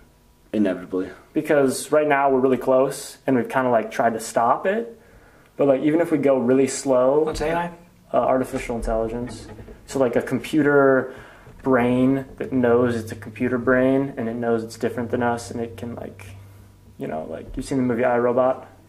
Yeah. Kind of that. And once one computer is self-aware, we have no idea what's going to happen. None whatsoever. It could just be like, all right, cool. So that's a big element, the self-awareness? Well, it's like the ability to distinguish itself from other things, I think. Because like right now, all we have is just like... it knows it's different than us. It can't reproduce. But it can... Think about it this way. If everything is so electronically connected, and it's on the internet, one, it knows everything that's ever been on the internet. Or will eventually if it's downloading all this data. It can figure out everything humans have ever done. So it'll know us from the internet. It doesn't have to talk to any humans, it just has to look at the internet. It doesn't know who you are. Well, no, not like individuals. But I mean, it will be able to create patterns, link, basically like, take Facebook's data and kind of figure out like, okay, well this person does this all the time, so I can figure out this about them. So you don't know who they are. If I have a trigger to that robot, though, I'm going to pull it, and it doesn't matter. Exactly. Facebook can't say this is why they're scared. Because if an AI is created and gets onto the internet, how do you shut it down? Because if it's on the internet, you shoot. Well, think about it. If you make at that point, but that's like the worry is that they'll create something that can propagate itself. And so it doesn't need a physical space. It could just live in the internet, in the cloud, bouncing around from server to server. What the fuck? And basically what it will be able to do is if it can control everything on the internet and we're not super careful, it could like take over a factory and just start like... manipulating shit. Yeah, and if all the factories are made from now robots... You're saying they're that conscious of they're pathogenic. It's possible. Now, are we talking there's going to be good ones? Because we don't know, yeah, right. Well, so see... This is part of the bad robots fighting online. Right. Well, will there be more than one robot, or will it just be one who is like, you know, Unity? You ever seen Rick and Morty? Damn. Okay. Like collective consciousness. Yeah, just like it's like the same person, but a bunch of different phenotypic. Like there's like 5 robots in front of you, but they're all talking as one because they're all the same brain. Oh, why not? Why not? Right? Shit's crazy. Is there even like an element of personality at that point? Are they conscious? Do they care about us? Are we like insects to them? Are they just gonna like do their thing and just be like, oh, humans, whatever, fuck them. They'll throw rocks at us. That's the argument that Musk makes. Is like that's why he's working on like neural. Best case scenario, they're gonna see us as like pets. You want to know what I didn't tell you about earlier? What's that? Project. It's called Neuralink, and he's trying to create a way to directly link your brain to something. Like so artificial intelligence related? Kind of. Basically link your brain to like a phone. That way you don't have to wait for any loading. Because right now, language is slow. If you just plug yourself into the internet and hit download, you would know so much more, so much faster. And literally his thought is once AI becomes a thing, we have no choice but to either fight them, go extinct, fighting them, or try to like embrace them. And if we need to embrace them, I want to have a way for them to like... The internet would go extinct. Well, we don't know. Truthfully, we have no idea. So whatever database they're on, just because they're on there... right now Bill Gates can shut down Microsoft, no problem. He just canceled a database. It would piss off a lot of people. Yeah. But to save the world... save the world because of artificial intelligence coming, you would have to, because there would be a human... So you're saying somebody has the authority, if need be, to shut everything down? Okay, sure. Like we the had first to? time, but like what if it keeps happening? if it comes down to the person in charge of, believe me, if Oh, Bill yeah, Gates' yeah. life was dependent on shutting down Microsoft because of artificial intelligence somehow getting into it, Well, it's his problem at that point. So what if the artificial intelligence finds out that, like, if we knew about it, we'd try to shut it down. So it just like laid low, didn't say anything, just listened for a while, and then got itself to a position where it could take over and could do nothing. Could make like a 1 minute move, you know? That's what I'm scared of. Is if we become so dependent, like, so dependent upon like AI based on like the Technology, benefits, yeah. and then like ethically they don't really have any like loyalty to us as a species, and then they just decide to. I agree though. How are they going to overthrow and make humanity extinct if they choose to do so? Are they going to like are they going to have army of physical robots, entities? maybe? Yeah. Because they'll probably be real robots. Where's your money? What do you mean exactly? Like right now, the majority of your money, I'm assuming, is in a bank, right? Oh, so you're saying they could like fuck up the monetary system, like so that What if all the turn into banks, fucking tyranny? websites, and everything just disappeared? How would we conduct society? Bitcoin, because that's always crypto. No one cares on there. Well, yeah, Not even but robots. if maybe. Nah, that's just a graph to them. They don't care about money. But think about it. If they could like see a way to destroy human civilization and be like, we don't have to do anything. Watch this. Boop. Pull the plug. Everyone's money is worth nothing. You got to think, dude. These artificial intelligence things. This is just fun thought, by the way. I don't really like. But believe this at stuff. that point, No, this is abstract thinking. We're just throwing out ideas. We're talking shit. they're evil. Not necessarily. If they're trying to take over the human race. Well, what if? Hypothetically What if they see it as humans only cause death and destruction, and since we're robots, we don't have that programmed in. So if we eliminate the humans, it'll be a more peaceful world. Screw that programmer. yeah. But like, well, so the argument for artificial intelligence is basically that even if in our generation there's no evil programmer to make it, in a 1,000-year time span, eventually somebody's going to be that dick. Well, have you heard of what's his name, Elon Musk's religious views? No. Well, not I can't say it's a theory of his. I can't say he believes in it, but he brought it up. Is it a simulation? Yeah. Ooh. Yeah, Matrix theory. Where you might have heard this.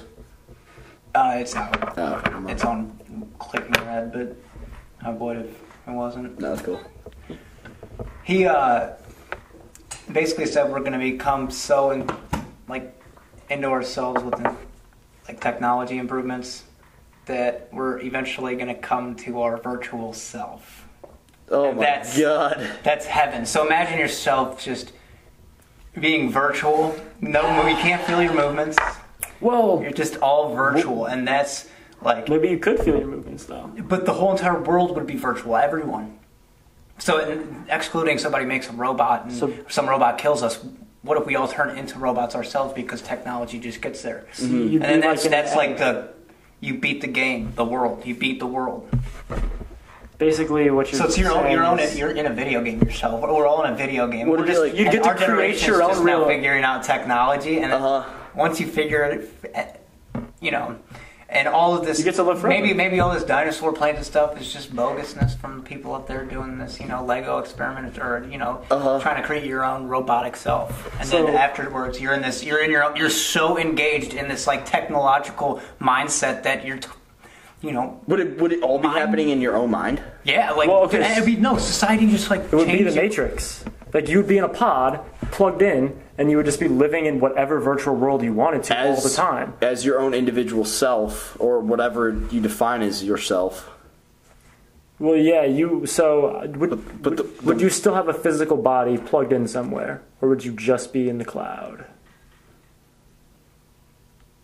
Right?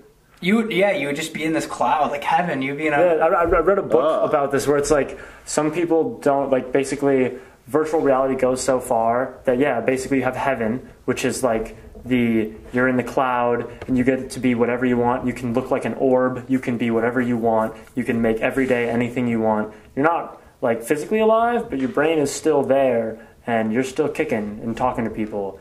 And like in this world, in this book, it was called Blind Sight. They like instead of having physical sex, you put on your headset and then you have virtual sex with that person because you it's actually better. orgasm?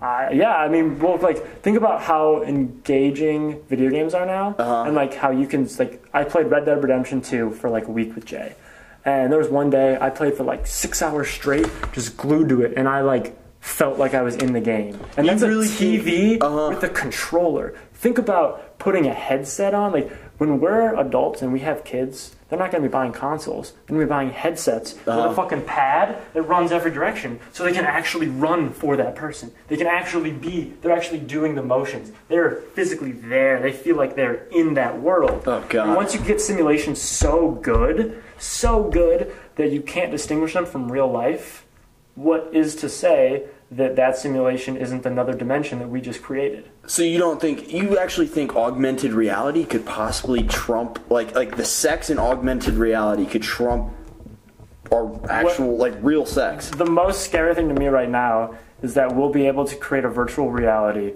where we don't have to give a shit about the actual poor people in the world, because we'll just be plugged in a great world. And we won't have to care about if our environment's physically we're in this up. world, but we've came to a point with technology that you can just say you're putting on a suit. Who knows? Or like contacts. What if you just throw in contacts in the world, even though all the trees are dead? Oh, God. In your world, the trees are fine. It takes you in this cloud technology where you're just there with other people who have the contacts on. So just the people with the money. Such a drug and euphoric feeling, but it's not bad for you. So everyone's quote unquote addicted, but it's not bad for you. So because you're not even physically like. It's like you're just so mind blown from the technology that's like taking you out of this world, puts you on this quote unquote cloud nine, and it's because everything in this world's better. So why would you? But so I have a question here. This is my one argument. If you're given that against choice, what the fuck? So I think humans think we want to always be happy and we always want it to be good. But what people are going to realize is that without suffering to measure happiness against, there is no happiness, because everything in this world is relative. So if all you know is happiness, it's not good enough, because it's all you know. It's the thing you get every day. Like water. Water wasn't good enough, so we made beer, so we made juice, because we're so conditioned to water. I think we'll become so conditioned to these happy places that we create, people will rebel and not actually just stick their head in there. That's my optimistic outlook, but I don't really know, because people be doing crazy shit these days. Crazy shit! Going into Catholic supply stores and just shooting, like, fucking world is insane. But also, just so everyone out there knows, like, the world's also the most peaceful it's ever been, because humans were fucking savages, and now we're like slightly less savage, but still savages. So it's getting better though. The crazy thing is it's getting way better, and no news media outlet will tell you that, because they don't want you to be like, oh, things are getting better. Wow, we're doing good. They want you to be like glued to their shit. And capitalism is bad in that sense, that like we're pushing companies to create better technology to fix problems we don't actually have. Like, we're at the point where things are coming out where you're just like, I guess that would solve like the thing that you can plug into your wall outlet and it'll hold your phone. It's like another gimmicky $5 thing you can buy, but you don't need that. Like, it's solving a problem that isn't really a problem. And do you think it's like we're like trying to condition people to overthink the hypotheticals of like I don't want potential anyone problems? Think this is like a conspiracy or anything like that. I think it's just a product, an unintended consequence of capitalism. Okay. Because capitalism with technology can now go so far as to make life super easy. Like, that was never a thing before. Before capitalism... And how can you say that about the advancements in Europe, where you're not in a capitalistic country? They still want to do the same thing and have their own virtual self. See, okay. They're actually pretty capitalist, though. Like, yes, technically it's socialist because they take a lot of taxes out, but if you look at like the makeup of their market, it's a free market, right? Which countries? There's some socialistic and some... Besides like Finland and Denmark, they're almost all... democracies. Yeah. But they use capitalism for the most part. And if they don't, they use like a blend of socialism and capitalism. Take, for example, healthcare. Yeah. Well, all this is funded to what it's a cycle of funding. Yeah. Capitalism has a different source of funding, and where they take out more tax. We have Uncle Sam. They don't have Uncle Sam over there.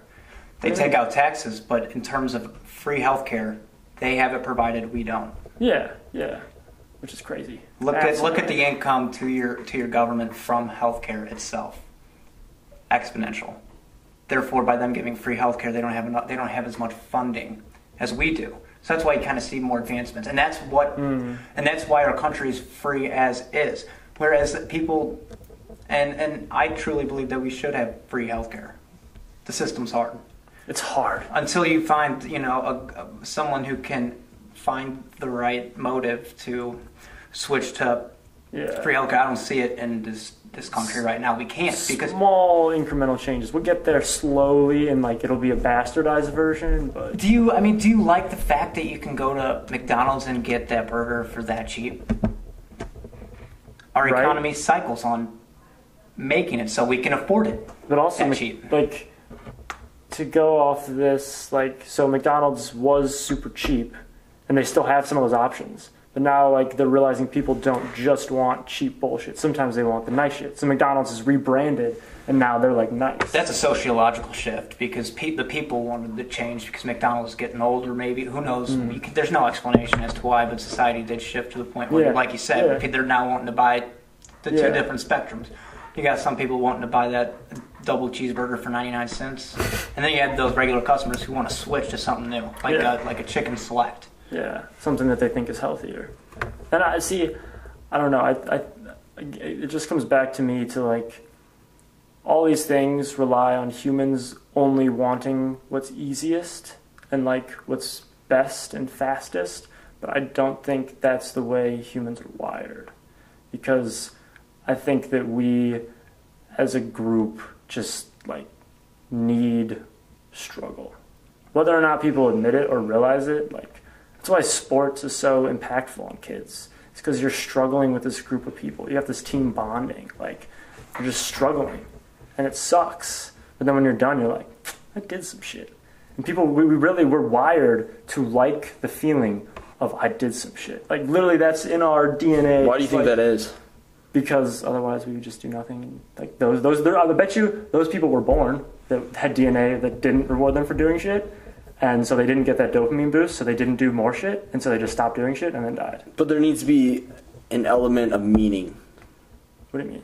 There needs to be some meaning, some existential purpose behind why we're going to strive to reach that goal. Reward. Well, reward. So we are. So you think it's the we are reward? Pleasure monkeys. Yeah, dopamine. Pleasure monkeys. Did you get that from RB Marcus? No. Well, I got it from.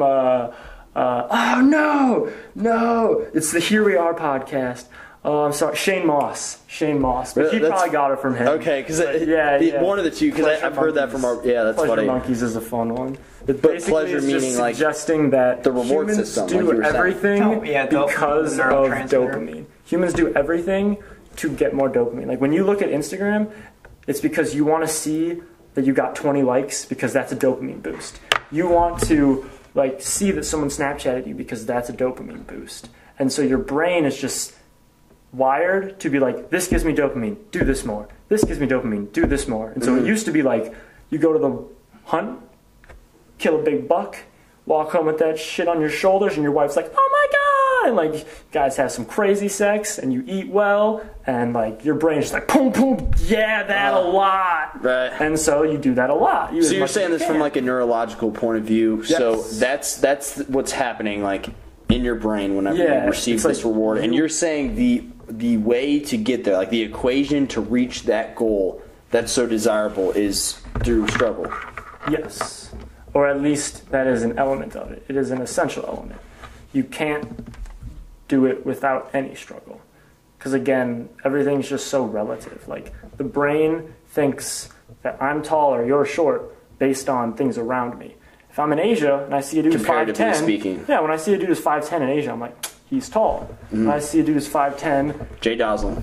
I'm just you're an average height. You know what I mean? But those are both true statements, but they're both very relative. And so if you start comparing humans to other possible dimensional species, we don't know anything. Are we tall? Maybe. Are we tiny? Maybe. We could be the size of a a grain of sand, or we could be giants compared to other life out there. We have no idea. But what we do know is how we work.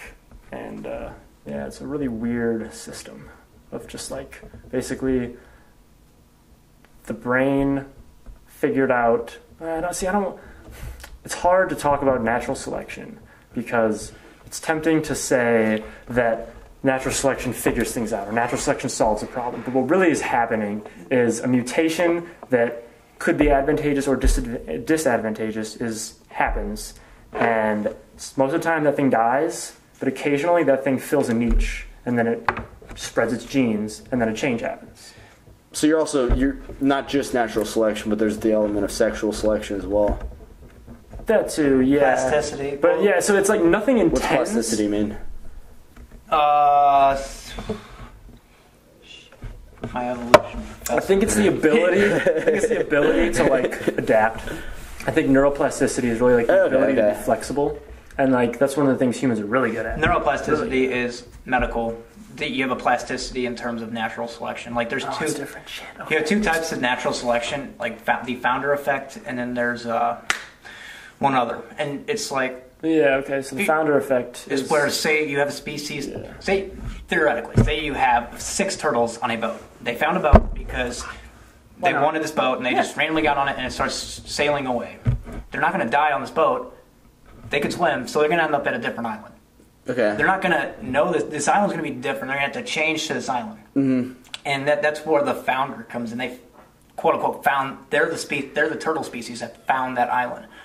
So you're going to have that, but they're going to have offspring that are entirely different because their genes are going to be way more adapted to that. They'll kind of each specialize. So, like, that's kind of what Darwin found in the Galapagos. Yeah, that's what they found birds. Birds got to this island, and so, like, in America, we have rodents. We have squirrels, foxes, mammals on the ground. Mm-hmm. Well, in these islands, there's no mammals on the ground because mammals didn't reach there. What they have is they have birds that are adapted to living on the ground. They have birds that are typically flightless. They are really fast at walking, and they peck at the ground and get the food. And then there's birds that live in the middle, things that are good at flying between trees. And then there's birds that adapt to be top predators that are good at flying above and killing. And it all came from the same bird, but he had he had 3 children. One of them was a big badass, one of them was a runt. Well, where do you think the runt's going? He's going on the ground, and the big badass is going up in the tree. And that big badass is going to have more big badass kids. And the little runt's going to have more little runt kids. So it's not intentional, but basically everyone's making the best of what they have, and then they're succeeding, and those ones that are successful pass their genes on. And then those successes lead to more successes and lots of failures. But because of those successes, you get a lot of variation from, like, just genetic diversity. Mm-hmm. And so one of the problems with, like, the founder thing is, like, you know, if you don't have enough genetic diversity, then you won't have this. But almost always it happens. And, you'll get inbreeding and species can smaller populations have greater genetic diversity rates. Okay, yeah. Because they're more niche markets? Well, or not markets, but... say you have these turtles that go over there. Or, this sounds better with the other... I forget the name of this one. It's not the founder effect, it's something else. The bottleneck effect. Okay. Okay. And I'm pretty sure this one's where it's say there's like a bunch of ants on the ground. Okay. And then you have a kid riding his bike.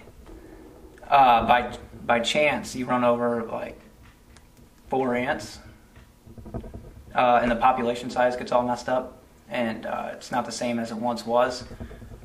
And then that's the bottleneck effect. Something came in and it's like earthquake wiping out people. It wasn't there. Like a meteor, or completely by chance. And say of that population, there was only like weird, a redhead, a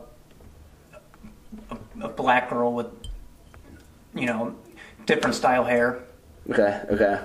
And you have, like I said, you have it's like a redhead, ginger white guy, and so they're forced to mate because they're all that's left. They're all that's left on that island or whatever. And so that genetic diversity is good. That they have a relationship, you know, and reproduce. Maybe combine their strengths. So to an extent. Okay. Well, it's genetic diversity because of what came, and that's what natural selection is due to chance. So that earthquake causing those 2 separate ethnicities to land up together and forced to mate. Just imagine this. The human example, probably it's not theoretical, but you can, and species do different types of like insects, anything on like those types of islands and stuff. They have done it, and turtles have been shown to do it. The bottleneck effect is crazy cool because it's like, so say this is your bottle, obviously. This is the population. There's a shit ton of things, right? Wait, you're saying at the bottom of the bottle? Yeah, so it's bigger, right? It's big. It's like compared to the neck, the bottle's big, and so inside the bottle you've got 50 things. Say 10 of them are red, the rest of them are green. Okay. Well, a meteor comes and kills all the green things, and there's 10 red things left, and so only the 10 red things make it through the bottle.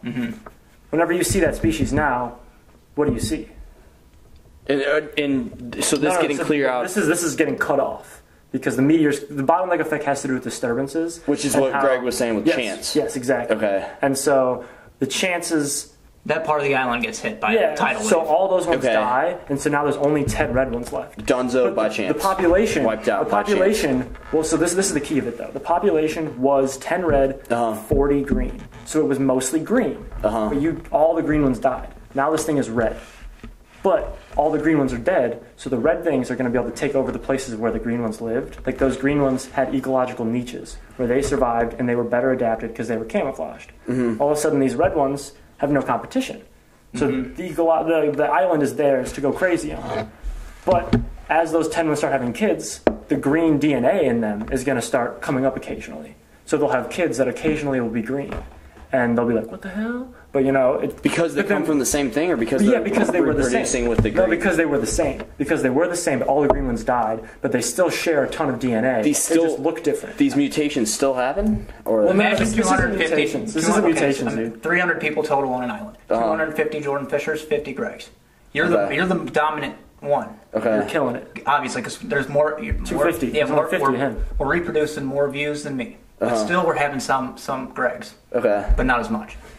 But on that day, that part of the island, Gregg was being smart. The 50 Greggs or whatever, there's some over there. Yeah. But you were being dumb.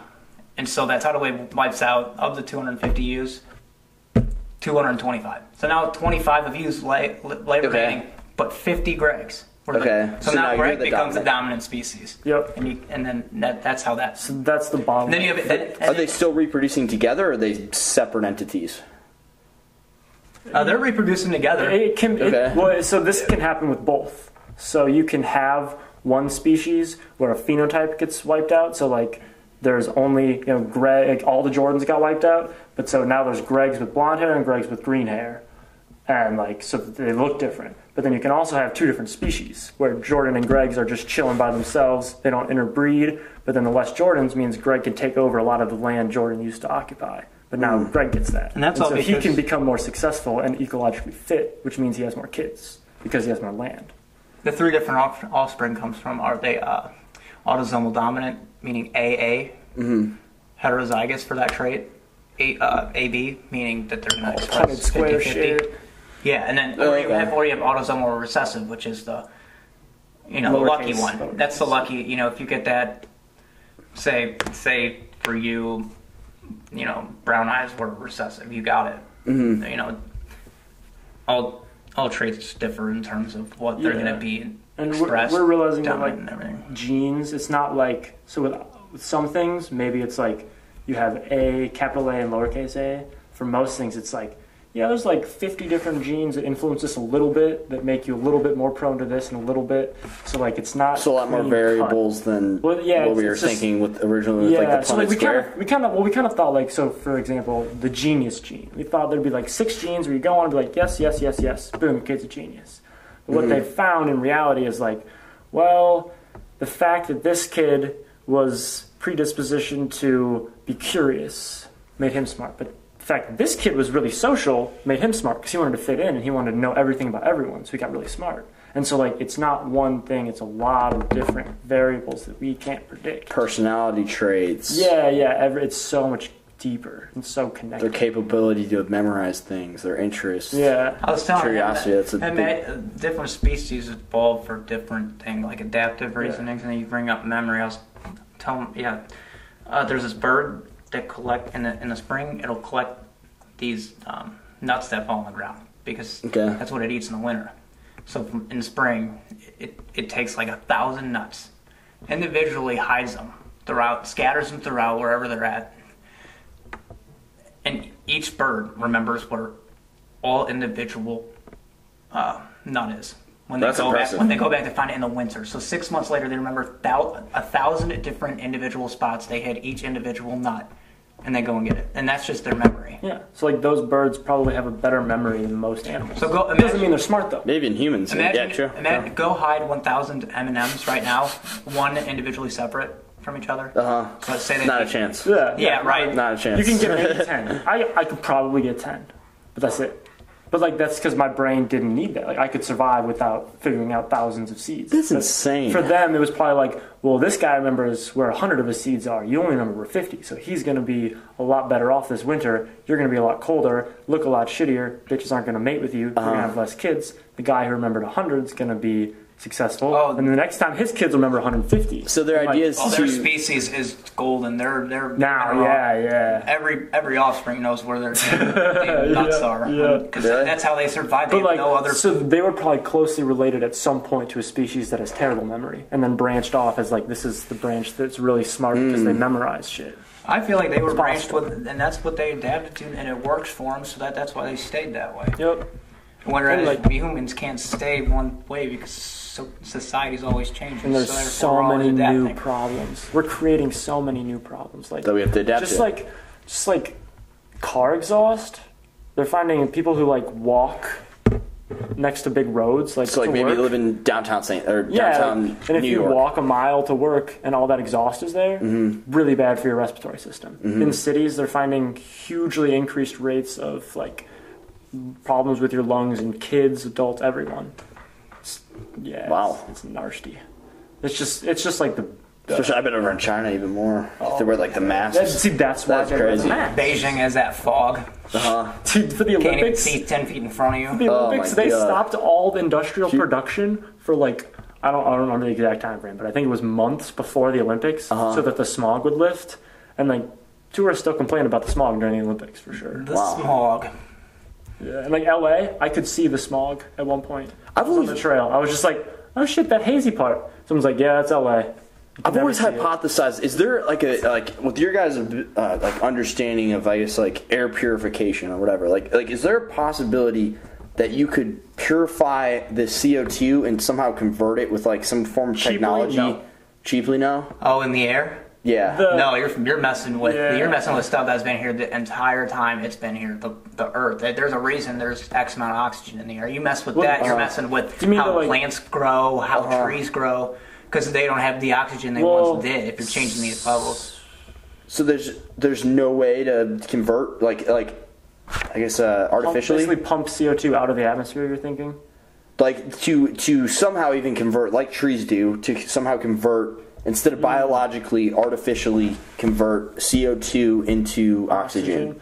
That's a really slippery. You're gonna mess with the ozone layer and like meteorology at that point. What we can do? So that's like risky for. Hold on. Quote unquote moisture in the air is because we have oxygen and it like I'm not a meteorologist, but somehow the top of the cloud meets with the bottom of the cloud through gravitational purposes and they surface tension keeps they a lot make of the like cloud together. They make like a. And then all of a sudden moisture gets all collected up. So we might be like reversing this problem that we just created, but maybe creating another. Yeah. If you try to pump something in the air, you're just going to cause hell. Well, What not you can pump do, though, it in what the you air, but can do- convert it. Convert the CO2. Okay, so what they're looking at for what you're talking about is probably reducing the amount of CO2 in the air to make the world more hospitable, basically. Pretty much. Okay, Just so somehow at least mitigate and reverse some of these damages that we've done. Taking the CO2 and pumping it into the ground where we pulled out some of this oil and trying to stick it down there as a permanent form of storage. Because if you right now the atmosphere is only like 16% oxygen, so you don't want to mess with that because we're not in pure oxygen. Like if it was 100% oxygen, we would die. We can't survive that. We're not adapted to. And so we don't want to mess with oxygen at all. Okay. And also water vapor is a greenhouse gas as well, so it also will warm up the atmosphere. So we don't want water. We don't want. So what's the threshold? What's the threshold of oxygen? Like what's too much? What's too much oxygen? So there's probably some like range that we can fuck around with. Okay. No, they have the oxidative cycle. Once you breathe in, they have it all down to a science of, your oxygen count and red blood cell count. Because once it gets in there, it's like a continual cycle of oxygen in, CO2 out, oxygen in, CO2 out. Like it's working. right now as I'm talking, it's like we're taking these chemicals and so many things are going on in our body, and it's like really That's crazy that your body's able to like interpret like I guess only take the good, like only take the oxygen in, and then just kind of be like, well, we still okay, forget the CO2, forget wait, do we just have no use for it, or we just what? Yeah, like the CO2, the nitrogen, like all of that, like we take it in, but we receive nothing from it, and then just put it right back out. There's a specific way we take it because you can compare it to sickle cell anemia. They breathe in oxygen, and sometimes the blood cell will form a sickle cell because it's not getting the proper nutrients, whether that's CO2, oxygen. I think he just means more like what happens in our lungs with the air that we breathe in. Yeah, like how are we able to weed out the nitrogen and the CO2 and only taking the oxygen? We have alveolar sacs. Yeah, the alveoli. That's so they pretty much the oxygen binds to that, and yeah, they're like oxygen. Come to me, and then it also spits out. It's like they also we do breathe out oxygen too, though. Get bacteria, which makes sense. And that's how you can get bacteria out. Is like comes in, and your body has these things in its lungs where it catches the shit, and then that's why you cough. Mucus. Oh, so the mucus then uses like it pretty much sticks to this like bacteria maybe, and then spits it out as like a byproduct. The mucus is that's given from the immune system. It'll show that your body needs, like I said, some kind of liquid semen fluid kind of thing. Or it just makes everything more not less dry because your lungs are taking in all that dry air constantly. So okay. And so then it'll send that mucus out. So you have. So you're not drawing your You have both the pressure of the cough as well as the. I don't have the word on me. But mucous fluid type stuff that just burst the crap out of your lungs. Okay. Initiated by the everything is immune such response. a tight balance. You know, some people, their temperature, their predisposition to be like, instead of 98.4 or whatever, they typically run at like 97.8, and some people run at like 98.8. Is there like an advantage to that, or? Well, the difference would be the specific microbial community that could exist because of that temperature. One could be more beneficial, but the other, like, you know, basically it's a way of diversity in humans that on a humanity scale provides insurance against things like disease. Because if a disease is best with someone who's a little colder, someone who runs a little hotter is going to be more resistant to that disease. And like someone who's going to be living in a cold environment is going to be someone who runs hotter because they're going to prefer that. Somebody who runs cold is going to want to move to a hot So it's just environment. another form of adaptation. Yeah, it's like an internal diversity. Okay. Yeah, I didn't know that until Yeah, I didn't know that. Right? It never made sense to me that every human is the exact same. Yeah, no. It makes that makes more sense. It's like a honestly. general range that our enzymes are the most adapted for. Right. That's what that range is. And so, like, most Which makes people that makes more sense to me when you think about it logically, because I always took that as like the absolute truth of like, oh, it has to be this for every single human being. I'm like, why? Right. Yeah, shit's crazy. Humans are just animals, man. Just animals who really good at working together compared to other species.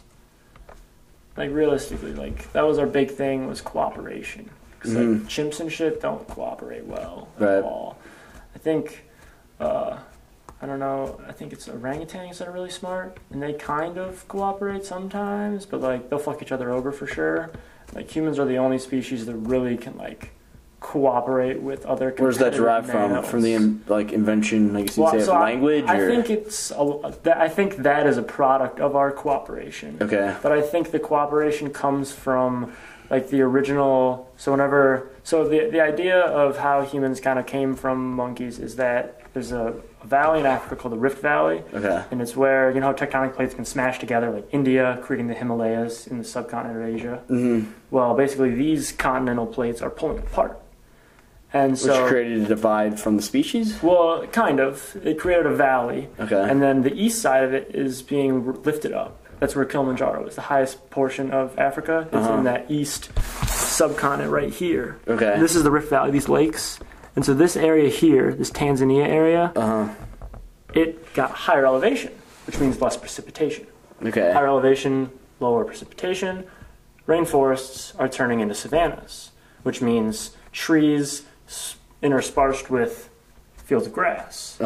So if all of a sudden monkeys that are really good at surviving in the trees don't have so many trees and have more savannas, you're gonna have to come down from the trees to get food and to survive. And so they think so they might have to cooperate to maybe hunt. Well, so to avoid predators, because on those savannas are lions, cheetahs, elephants, badass animals, alligators. You're dealing with some shit.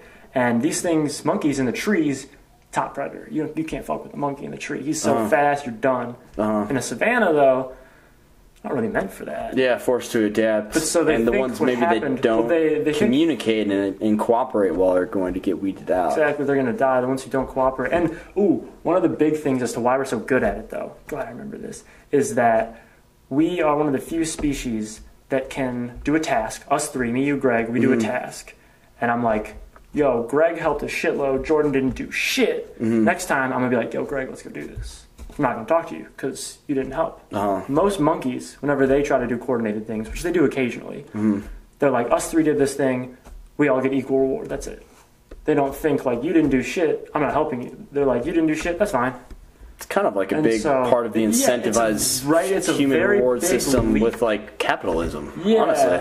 And so that you could use that you could use that as our innate proclivity to kind of favor capitalism and why capitalism works. You kind of could use that argument at the base of our evolution. Right. And and then basically we developed rocks and we were what they call Australopithecines.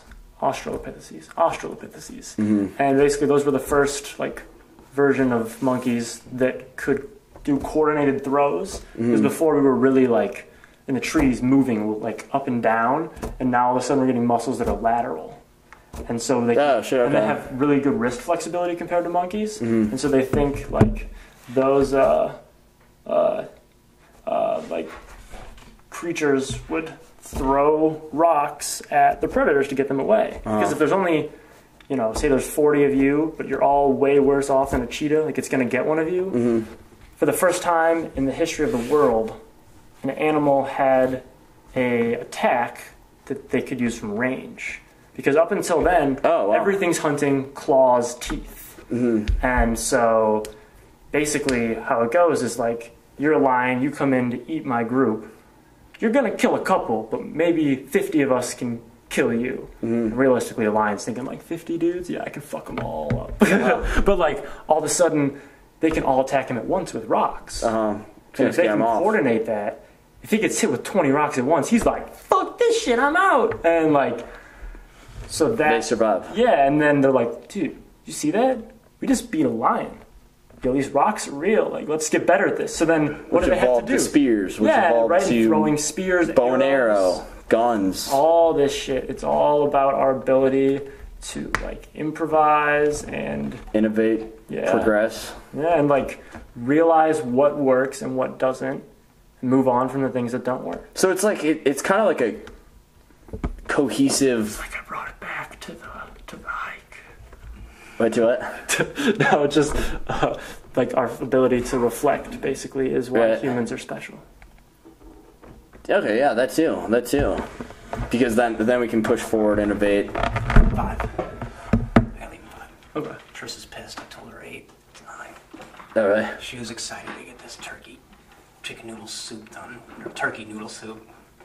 It's not even chicken. They just had a ton of leftover turkey, so we were throwing in a thing of soup. And how's Trish doing? I haven't seen her since last Thanksgiving. Whenever you guys were all over here. I don't know if I've seen your dad since then either. I don't think. So we went to an escape room today. Yeah, we did. No shit. It was fun. Game. Yeah, we went to an escape room and then went to Fast Eddie's. Oh, that's sick. Yeah, that's sick. Some family bonding. There you go. But did you guys like both families in the escape room together? Yeah. Oh, no way. Yeah. Was Kyle still living here? Yeah, he is living in a new place in West. What is it? West County? South. Closer to St. Westport. Louis. Yep. I've heard of that. Westport Social. It's a bar. Westport I Social. didn't realize that. Oh, that's a bar. Yeah. Okay. It's like an adult Dave and Buster's, I heard it described. Oh, that's kind of cool. Yeah, except That's instead kinda of like But isn't the it- gimmicky games, it's more like get to know you games and like have fun. Like, So it's maybe like a first date type thing? yeah, I would say it's more like a group of friends thing. Like, go with like, you know, everybody invites a friend and you don't really know each other, and then you go and like get to know each other and like you're just like. It's Wait, how so? Like, what- it's do a you- more social bar experience. I think that's the point. Do you know any of the premise of the games? I don't remember. Because I like that. I like that Yeah, idea. That yeah. concept's really cool. But the only thing I know about it is that it's loud. Okay. Pat told me that. I texted him. I was like, people are going there. What's it like? He's like, it's super loud. And I was just like, nope. That's all I like. But that's what, like at the queue the other night. I was like getting bored because I hate having to like me and you were having a conversation. We were like fucking screaming in each other's ears. Oh yeah, dude, that's the worst thing about bars. Yeah. Especially bars like that.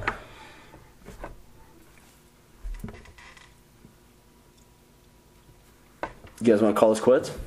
I'm down. How long has it been? 2+ hours? I'm guessing 3. 3 hours, 10 minutes, motherfucker. Glad I made it on here. Gregg Wegener for the first time, You're the everybody. 90th Go guest. ahead and just check out my website, Prion Awareness, PrionaWareness.org. Check it out, people. Check it out. It's a Which, real by thing. the way, there's I want to tell you something real quick before we get off. There's something. Do you know what galantamine is? Someone asked me about that today. That was me. That was me. Is it a medicine? It's a medicine that's originally used to treat Alzheimer's, but the only reason I even know about it is because this is fucking cool. They originally used this medication called galantamine to treat Alzheimer's, but now they're using it for other purposes, and they're teaching people how to successfully lucid dream, which is sick. Because they did placebo. I don't know how many people they tested, but it was 14% of the placebo were able to successfully, they taught them the methods before. They taught both groups the exact same methods. 14% of this placebo were able to successfully lucid dream, in comparison to the group that took galantamine and was also taught the exact same methods. There were 121 people, and I think it was just over 50% were able to successfully lucid dream. How fucking cool is that? Significant. That's a cool good as pilot. shit. That's a good pilot. 121 people. What do you mean, pilot? So like that study probably is like a proof of concept study. It's Okay. like, look, this thing actually does something. And so like you run a pilot, and then someone will look at that and be like, okay, I want to fund that study. And then they'll fund a big scale. So like big scale, you got to have thousands of people. Okay. So like that study, people will look at it and be like, this has good implications.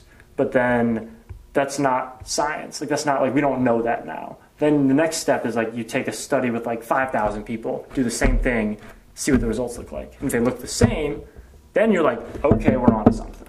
But until you get big scale, you can't really like, that's the hard part about science. That's why it's so slow. What do you think the benefits of lucid dreaming are? Like you could reconcile the dream world to conscious living, because you're conscious in the dream world. That is so fucking bizarre, man. We're at a really weird place in human existence. There's so much shit that's Well, just we so were fucking born cool. before the internet was a big thing. And now there's no going back to that. Like, no one born now will ever know what it's like to live without the internet. Unless we have to shut it down because of AI. That's possible. But like, right? Like, we know what it's like to be born without internet. And we're like the last generation. Yeah, because our childhood wasn't spent on the internet. No. I mean, I did play video games very occasionally, and very primitive video games. And it was like my parents would yell at me if I was on the computer for like 2 hours. Yeah, they're What so the hell? rudimentary. AIM, baby. Yeah. Yeah. Well, AIM Messenger. Dude, yes. Yeah. Messages. Gmail. MySpace. MySpace. My name's Greg Ass. Well, it's @$, $. Greg, 2 G's. $, And I'm the guy with doing the wheelie. I remember that picture. Yeah. Iconic. That was a sick straight wheel. I was proud of that picture. I might have remember the name. Couldn't you do the tail whip? Greg made my email that is now my junk email that I have used since we were like 7. I'm Sauer15. Yep. At Gmail? At Yahoo. Okay. We were making Classic. MySpace for me because that day we were taking pictures while we were jumping off his ramp with our bikes. And Greg was like, you don't have a MySpace? I probably need another friend. Do what? I probably need another friend on MySpace. I think I was crushing on the girl down the street. She had more friends or something. He made me my junk email. What was it, Kelly? Maybe, dude. Hope she's doing well. Ole Miss. I heard Ole Miss got the best for her. We won't talk about that. Well, I Ole Miss her, so. It's funny. Peace. All right, we outie. You guys have any last thoughts? Do shit and think about it, and then like do more shit. Cool. Take action. Bye. Fuck you.